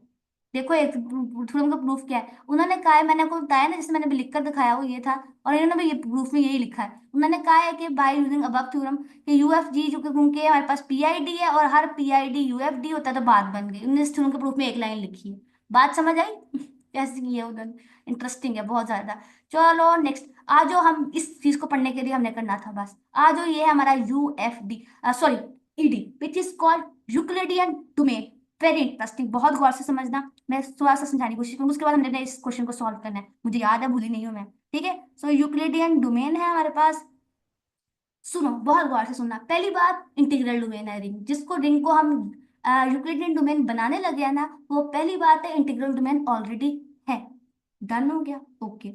अब उस रिंग पर मैं एक फंक्शन डिफाइन करने लगी विच इज डी, जिसको हम मैयर भी कहते हैं। ठीक है, हम अपने रिंग के ऊपर एक फंक्शन डिफाइन करने लगे हैं डी, जिसको मैयर भी कहा जाता है। तो वो फंक्शन जो है ना डी, मैं डिफाइन कर रही हूँ सारे के सारे नॉन, अपने रिंग के जो नॉन जीरो एलिमेंट है। कैसे लिखूं? ये नॉन जीरो एलिमेंट है मेरे रिंग के, from non zero element of ring to positive integers. ये बात समझ आई कि नहीं? कि मैं अपने इंटीग्रल डोमेन वाली रिंग पर एक फंक्शन डिफाइन किया, और उस फंक्शन की डोमेन जो है वो मैंने अपने रिंग के नॉन जीरो एलिमेंट रखे, और रेंज अपने नॉन नेगेटिव इंटीजर्स रखे। नॉन नेगेटिव इंटीजर्स में जीरो इंक्लूड होता है, याद रखना। राइट? तो ये जो है ना रिंग जिस पर ये फंक्शन डिफाइन है मैयर वाला, ये दो बातों को सेटिस्फाई करता है। नंबर वन ये वाली बात, नंबर वन ये कि मैयर ऑफ ए जो है ना वो लेस देन इक्वल होगा mayor of A and B. ठीक है, mayor of A is equal to mayor of A B. ये पहला बस कंडीशन है, कुछ भी नहीं हो सकता कंडीशन, ऐसा कैसा ही है, इसमें कोई बात नहीं है। Mayor of A is less than equal to A and B, और ए और बी जो है ना वो दोनों रिंग के ही एलिमेंट्स हैं। और दूसरी बात यह है कि डोमेन के हर एलिमेंट पर डिवीजन एल्गोरिथम लग सकता है। डिवीजन एल्गोरिथम लगता है, और डिवीजन एल्गोरिथम क्या कहता है कि जो आर है या तो वो जीरो होगा, या फिर डिग्री ऑफ आर, मतलब मैयर ऑफ आर जो है उसको कम होना होगा मैयर ऑफ बी से। समझ आ गई? डिग्री जो डिक्रीटेड डोमेन है उस पर हमारे पास मैयर का फंक्शन लगता है, मैयर का फंक्शन इस तरह का होता है, और साथ में वो इन दो कंडीशन को सेटिस्फाई करता है। बात समझ आ गई? चलो ठीक है। चलो पहले आगे बढ़ने से पहले कोई जिसके बारे में थोड़ा थ्योरम की स्टेटमेंट लिखी होगी। ओके, तो यहाँ बहुत इंटरेस्टिंग बात लिखी है, इसको पढ़ लेते हैं। विच इज दैट कि जो रिंग ऑफ इंटीजर्स है ना वो हमारे पास बनाते हैं, जो रिंग ऑफ इंटीजर्स है ना वो भी यूक्लिडियन डोमेन है। तो इंटीजर्स पीआईडी भी थे, इंटीजर्स यूएफडी भी थे, अब इंटीजर ईडी भी हो गए हैं। बात समझ आई कि नहीं? बहुत इंटरेस्टिंग बात है, इसको पहले पता है इन थ्योरी का, थोड़ा बहुत समझ उसके लिए बहुत इंटरेस्टिंग लेक्चर होगा। आई होप जिसको नहीं समझ आ रही है, मैं I want to explain the everything but I do not have the time, time does not allow me to do as you know. तो यार अपना, अब यूक्लिड, अब एक रिंग को हमने कहा है वो यूक्लिडियन डोमेन है, और यूक्लिडियन डोमेन पे हमें एक फंक्शन भी डिफाइन करना होता है मैयर भी। तो याद रखना जब भी सेट ऑफ इंटीजर्स आएंगे ना, उस पर जो फंक्शन डिफाइन होगा, उस पर जो मैयर डिफाइन होगा ना वो ये है, वो नॉर्म वाला होगा, वो नॉर्म वाला होगा। डी ऑफ ए, रिंग के हर एलिमेंट पर, इंटीजर के हर एलिमेंट पर जो यूक्लिडियन डोमेन का फंक्शन डिफाइन है ना, जो मैयर डिफाइन है, वो नॉर्म ऑफ उस एलिमेंट का है। जैसे मैयर ऑफ थ्री कहोगे तो थ्री का नॉर्म आ जाएगा which is equal to three itself. Similarly -5 कर लोगे तो -5 इधर आ जाएगा, and we get 5 as well. बात समझ आई? ओके, सो नेक्स्ट बहुत इंटरेस्टिंग है कि ओके, अगर एफ मेरे पास फील्ड है तो एफ पे बनने वाली पॉलिनोमियल यूक्लिडियन डोमेन है। बात समझ आई? अगर एफ फील्ड है तो एफ पे बनने वाली पोलिनोमियल यूक्लिडियन डोमेन है, और उस पर जो नॉर्म डिफाइन है ना वो ये है कि फील्ड के हर एलिमेंट पर जो हमारे पास मैयर डिफाइन है ना वो इक्वल है डिग्री ऑफ एफ के। मतलब अगर मैं ऐसा कर लूं, 2x² + 1 है, तो इसका जो मैयर है ना, जब इसमें मैंने मैयर लगाया तो इक्वल है डिग्री ऑफ 2x² + 1, और डिग्री ऑफ क्या है 2। बात समझ आई कि इस पर जो नॉर्म डिफाइन है, या सॉरी नॉर्म नहीं, जो इस पर जो मैयर डिफाइन है वो इस तरह का है। बात समझ आई कि नहीं? राइट। आई होप क्या भाई हो। नीचे एक बहुत शानदार टेबल बना हुआ है, इस टेबल को देखते हैं, थोड़ा सा जूम आउट करूंगी। इस टेबल को देखो, ये बुक बहुत अच्छी है, बार बार कह रही हूँ। इससे बहुत डिटेल लिखी हुई है, मतलब बहुत इंटरेस्टिंग भी है, खुद भी आप पढ़ सकते हो। यू कैन रीड दैट, इसमें इतना कोई मुश्किल वर्डिंग नहीं है, बहुत इंटरेस्टिंग है, बहुत अच्छी कोटेशंस भी है, और आपको बहुत मजा आएगा। तो मैं आपको रिकमेंड करूंगी आप सब पढ़िए। तो यहाँ पे कंपेरिजन क्या है, ये सेट ऑफ इंटीजर्स है, और ये फील्ड पे बनने वाली पोलिनोमियल है। और आप याद रखना, ये भी ये भी पीआईडी भी था, ये ईडी भी है, ये यूएफडी भी है, यूएफडी। और सिमिलरली ये भी देखो, पीआईडी भी है, ईडी भी है, और यूएफडी भी है। कंपैरिजन करते जाना, नोट्स अच्छे से बनाते जाना। राइट।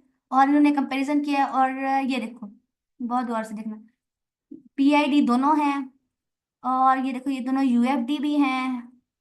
और अच्छा ठीक है, और इस पर जो नॉर्म डिफाइन है ना, ये देखो, और इसके यूनिट्स, अब सेट ऑफ इंटीजर्स में यूनिट्स कौन से होते हैं? सेट ऑफ इंटीजर्स में यूनिट +-1 था। और सिमिलरली जो हमारे पास फील्ड में बनने वाली पोलिनोमियल्स है ना, उन पर यूनिट क्या है? यूनिट जो है ना वो हमारे पास नॉन जीरो कांस्टेंट पोलिनोमियल्स है। तो कौन सा पोलिनोमियल की डिग्री क्या होती है? 0। इन्होंने वो लिखा हुआ है। और दोनों के अंदर जो है वो डिवीजन एल्गोरिथम होल्ड करता है, जो इंटीजर्स पर इंटीजर्स वाला डिवीजन एल्गोरिथम होल्ड करता है, और पोलिनोम फील्ड वाली जो पोलिनोमियल है उस पर पोलिनोमियल्स वाला होल्ड करता है। और ये देखो, ये बहुत इंटरेस्टिंग चीज है, कलर चेंज करके दिखाती हूँ कि इस पर जो हमारे पास यूक्लिडियन डोमेन का फंक्शन डिफाइन है वो ये वाला है, और इस पर जो डिफाइन है वो ये वाला है, सॉरी इस पर ये वाला है। समझाइए, इस पे इस तरह के एलिमेंट्स होंगे, इसमें इस तरह के एलिमेंट्स होंगे। बहुत इंटरेस्टिंग टेबल है।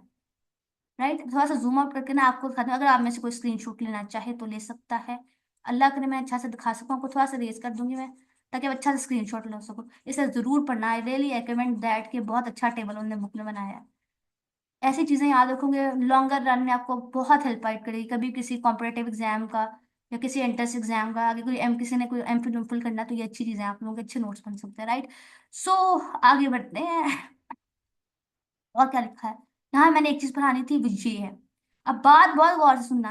पहले मैंने पढ़ाया ये कि पीआईडी जो था वो यूएफडी था, हर पीआईडी यूएफडी थी। लेकिन अब देखो, हर ईडी पीआईडी है। बात दूसरी है, समझते जाना, कि ये देखो कि हर यूक्लिडियन डोमेन जो है वो पीआईडी है। हर Euclidean domain principal ideal domain होता ही होता है। हर prince Euclidean domain principal ideal domain है। आगे बात समझ। यहाँ पे ना बहुत शानदार प्रूफ भी देख लेना, ये देखो उन्होंने ये बात लिखी हुई है। और यहाँ पे कोई इंटरेस्टिंग बात भी लिखी हुई है। ये वाली बात उन्होंने कैसे लिखी है, ये देखो कि, इधर देखो, ओहो, इधर देखो, वो ये ऐसे लिखा है कि जैसे हर पीआईडी जो था वो यूएफडी था। ठीक है, हर पीआईडी यूएफडी है। राइट। हर पीआईडी यूएफडी है, और हर ईडी पीआईडी है। तो दिस इंप्लाइज दैट के हर ईडी पीआईडी है। ये बात अगर किसी को फील हो गई ना, पैसे पूरे हो गए हैं। ठीक है। हर पीआईडी ईडी है। ये लो, हर Euclidean domain unique factorisation domain है। और ये इन्होंने बहुत आला रिलेशन लिखा हुआ है। हर यूक्लिडियन डोमेन पीआईडी है और पीआईडी यूएफटी है, लेकिन इसका बिल्कुल उल्टा नहीं होल्ड करता। हर यूक्लिडियन डोमेन पीआईडी है, पीआईडी यूनिक फैक्टराइजेशन डोमेन है। पैसे पूरे हो जाएंगे अगर आपको ये बातें समझ आ गई तो।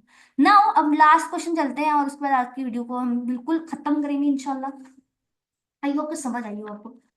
सो नाउ आ जाओ, let take yellow. So let E be ED मेरा यूक्लिडियन डोमेन है विद मैयर, और इसमें मैयर जो डिफाइन है ना,